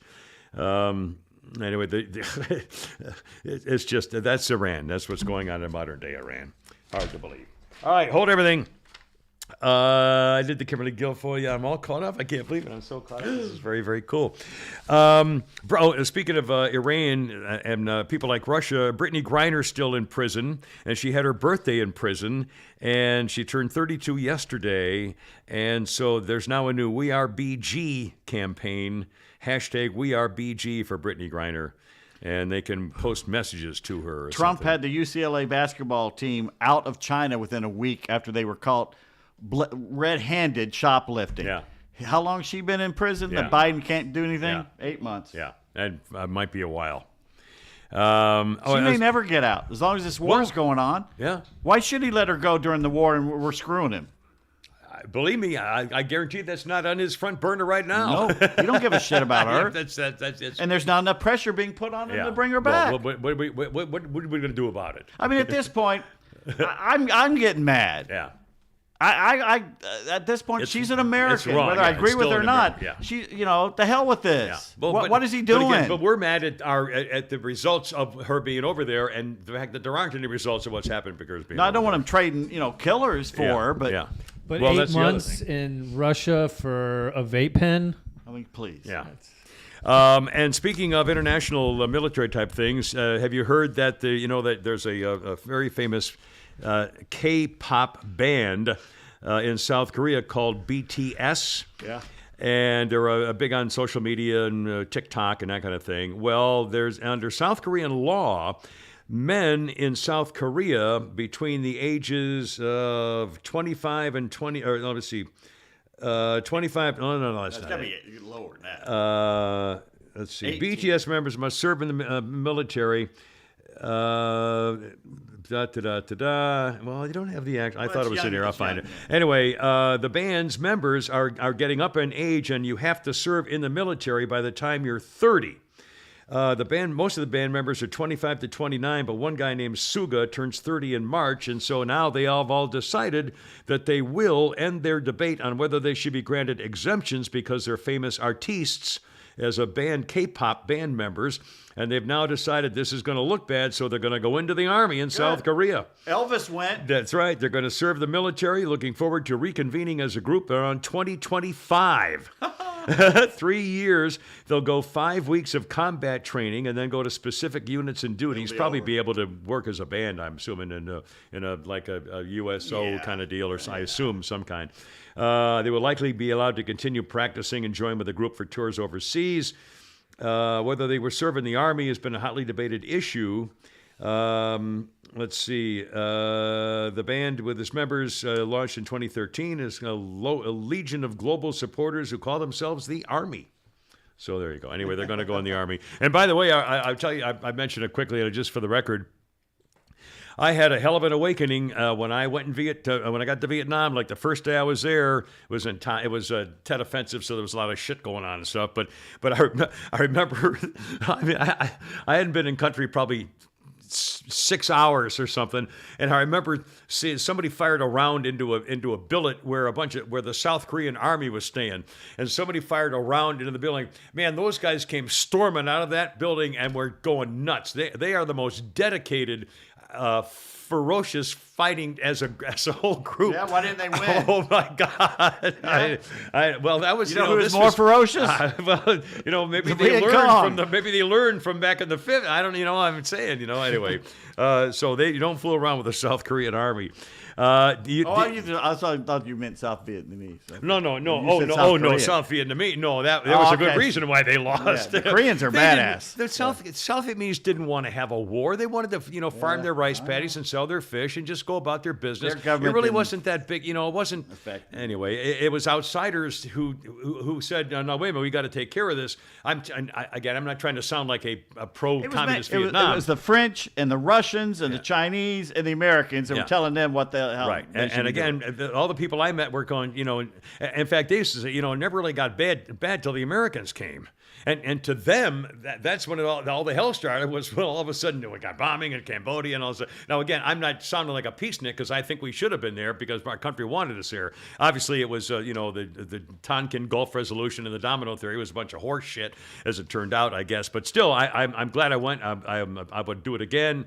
My country wanted me, and I was very happy to volunteer. Anyway, but it was South Korea. Those guys are freaking maniacs. That generation of liberals who are pretty much running the country now were the ones screaming and hollering about the big bad government, which was Democrat, by the way, administration, lying to start a war. Right, LBJ, Kennedy, And then they yelled at Bush, lying to start the Iraq War. Now they're in power, and they're lying through their teeth to keep power. They're doing the same thing that they accused everybody else of doing. Yeah. And it's getting worse and pricier. Do you know Danny Masterson in the 70s show? He is a former star of the 70s. That's one of them, 70s show. He's in court now. It's actually going to happen. 3 women say he raped them 2 decades ago. They are all, and he's got the key figures in the trial are either all current or former members of the cult of Scientology. I'm sorry, the Church of Scientology. Masterson is 46, and the judge doesn't want this to become a Scientology hearing, but he's charged with raping the women 20 years ago at his home. He's pleaded not guilty. How are they going to prove that? 3 of them. I don't know. Unless, at this 20 years ago? Literally 20 years ago, 21 this years has been going on for this case has been pending for 5-6 years. Yeah. I mean, so why it was finally allowed here. Destroyed his career. Yeah. He had a hit show with Ashton Kutcher. Yeah, what was it, that 70s show? No, there was the one that we're doing now that was on Netflix or something where they were on a ranch somewhere, and Sam Elliott was on the damn show. It was a hit show. And they took him off of it because of it. Wow. Coming up, we're going to do Holy Crap at Sports with Pete and maybe a comeback for... We're like 2 hours already. I mean, we are... Oh, we aren't? Well, then let me mention this. Our friends at deadcrowdefense.com. Dead Crow Defense. They are not a gun store or an arms dealer except for you. They are your personal arms dealer. It's true. Your personal gun dealer. They took care of Flounder when he needed 9mm ammo. They've got the ammo. They've got the great prices for it when nobody else can take care of you. All the regular custom common calibers. But if you're looking for the hundreds of other calibers that are not custom or that are not common, they can do custom orders and take care of it. In fact, I'll give you a phone number here to call them if you're in a pinch for something quick. The phone number for Dead Crow Defense is area 678-576-9117. Or you can shoot them an email at sales@deadcrowdefense.com. And they'll get right back to you immediately. If they have things in stock, it goes out the next day. No fooling around. Old-fashioned customer service. And don't forget, if you go to sales@deadcrowdefense.com and go online, use the promo code KIMMER, KIMMER, at checkout for 10% off your first several orders at deadcrowdefense.com. And again, it's not just guns and ammo, personal security items, safety gear, stuff like that. Check it out. Look them up, deadcrowdefense.com, your personal arms dealer, and tell them the Kimmer sent you. They're good folks, and they definitely take care of you. Turns out Jake Fromm has been hired by the Commanders. Yes, good. And he'll be like the third string because he hurt their quarterback. What about his education? He was taking classes at Georgia. What's that all about? Yeah, I don't understand. Anyway, Jake Fromm's going to make a thing there, too. What do you do? Do you tell the professor, I got to drop out because I was signed by the NFL? I mean, does the professor care? Oh, my God. Flounder, do we have your musical note? Did you get the message from me also? Sax. Yeah, if you would hit here, but what's that? yeah, Let's just do it. Flounder's not too happy with the Kimmer asking him to do sound stuff today. I think for some. I've never heard this. Let's see. You never heard Baker Street? Oh, my God. Are you going to play Baker Street? Well, let's find out. Well, I've spoiled the surprise now by trying. I can do it for you right here. Oh God, this one, yeah. Everyone's heard this. From Steelers Wheel, Jerry Rafferty. There we go. Right here. 2014, Raphael Ravenscroft died of a heart attack. He was only 60. He did the sax riff on the Jerry Rafferty hit song, Baker Street. He was paid $35 for the session, in pounds and shillings. It came out about that. And the check bounced. So his lawyers kept it framed in the office, and by contrast, Rafferty got a check every year for $100,000 in royalties, and that song is known for that riff on the saxophone to this day. He died young, too. Jerry did. Jerry Rafferty did? Well, that song clearly is a killer. It's just not good. 1968, Jimmy Page's New Yardbirds became Led Zeppelin. The Who's Keith Moon said they'd go over like a lead balloon. So they arrived in New York for their first U.S. tour with Jeff Beck and Jimmy Page on lead guitars, but Beck got acute tonsillitis and quit the band. Then he later formed the Jeff Beck Group, which gave the hideous and horrible Rod Stewart his first major exposure. It was an incredible story. Couple of historical notes. 1917, women volunteers from the Salvation Army deep-fried the first donut during World War I for American troops in France. 2012, this is the 10th wedding anniversary for Justin Timberlake and Jessica Biel. They got married in Italy. Beautiful. Congratulations to them. 1987, Black Monday. The stock market plummeted more than 22%, making it the second largest drop in history on a single day. The other markets around the world dropped 20%. What? I'm thinking about Jessica Biel's ass. Oh, she's a great-looking woman. She's a good-looking woman. And she was in that movie where she played where they killed her, but she didn't really die. The Magician movie. Yeah, that's something one of those, about the Prestige or something. Yeah, the Prestige. I think that might have been. She started on Seventh Heaven, didn't she? Yeah, she was the yeah, teenager. She's a great-looking woman. Oh, yeah. Classic, just like a classic Grecian beauty of some kind. I'm sorry, where was I? I have no clue. Anyway, Black Monday, the computer cell programs triggered like dominoes.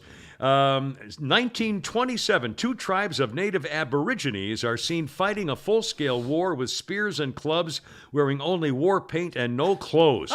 100 miles only from Perth, Australia. And it was 1927, and they're still having naked spear fights. Well, Very hell, in bizarre. Australia, they had not one but 2 wars against emus. Yeah. Who knew it could take a bullet? 1960, the U.S. places an embargo on exports to Cuba. On the same day, Martin Luther King Jr. is arrested along with 50 others here in Atlanta after a sit-in at 8 stores in downtown. They were protesting the Democrats' newly elected anti-trespassing law, which was enacted to stop exactly that. 1982, John DeLorean is arrested in an airport motel with a suitcase with a $24 million worth of cocaine. He was set up because he needed money because his aluminum gull-wing car was a piece of crap and about 80 horsepower. But the British government gave him a bunch of subsidies and breaks because his factory was in Northern Ireland. And he needed the money, so they set him up, and he was found not guilty. They let him. 80 horsepower? No, it was like 150 horsepower. It was really a piece of crap. 1781, British General Charles Lord Cornwallis surrenders to General George Washington at Yorktown, Virginia, the last major battle of the Revolutionary War. But he didn't.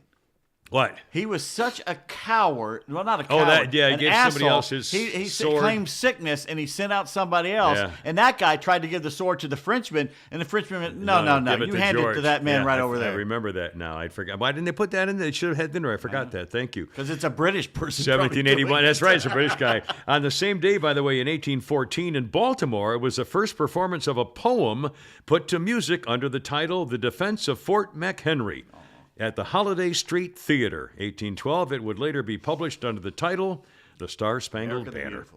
1944, the play I Remember Mama opened on Broadway in 1944, making his debut appearance, Marlon Brando. 1969, Vice President Spiro Agnew referred to anti-Vietnam War protesters as an effete corps of impudent snobs. It's like the negative nabobs of negativism, the nattering nabobs of negativism. 2003, in London, magician David Blaine emerged from a clear plastic box suspended over the Thames River, surviving 44 days on only water. Did you see that some rapper just got injured seriously doing a Chris Angel thing my God, where he was no. underwater and chained and everything, and it didn't. Why would you want to? It went awry. Yeah, there's only one bad thing that can happen. Is all the other thing is one good thing and one bad thing. Anything that killed Houdini, I'm staying away from. Congratulations to the father of Atlanta, Evander Holyfield. Is 61 today. He was born in Alabama. I didn't know that. I didn't know that. Town, yeah. And again, when I bought his boxing gloves at an auction for our private school when my final wife and I bought at a silent auction. We went to the thing and I bought his boxing gloves, red boxing gloves, signed by Evander Holyfield. The next day, I got a phone call.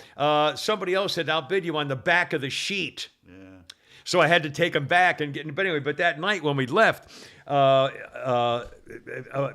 were, I guess, was he there? I remember we were leaving, and it was like Evander Holyfield was there or something, and my wife thought that was him, and went up to this black guy and said, "Congrats, I've always enjoyed it." And I'm going, "Come on, honey, we got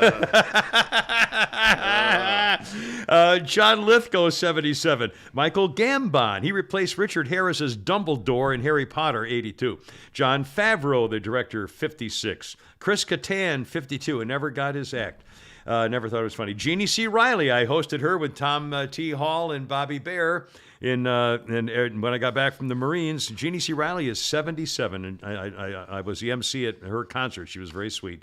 Ty Pennington, and a good kisser, 58. South Park creator Trey Parker, 53. Tony Lobianco, remember that name? The French Connection actor, 86 years old. Nobody today. remembers that guy. Artist Peter Max, you know his work at all? Does a lot of sporting type stuff. I met Peter Max. Did you? He still does things. He was at 85. the Wentworth Gallery. Murals and stuff like Phipps that. Plaza. Yeah, Still he's does very stuff. interesting. Desmond Harrington, he played Detective Joey Quinn on Dexter. He's 46. And Jillian Jacobs, who played Britta on Community, is 40 today. All right, sorry, boy. It took too long here today. Bad Text Theater time. There you go. Let's go. So we get to the job interview. Job interview. There's a woman and a guy. Women and a guy. This is weird because the woman's asking the question of the guy, but, whatever. All right, I'll be the woman. All right. Yeah, I can answer. Can you type fast? Yes, that and many other words. Well, that. Can you type the word that? Yeah, T-H-A-T. And they're all from Here's a little something for the effort. with one hand, I can do it. That's right. T. No, it's T. No, T is on the it's left right, hand. Look at it. F-A-S-T. They're all left-handed. Not T. T's left-handed, and then H is Yeah. right-handed. Where's there an H in fast? Oh, I thought you said that.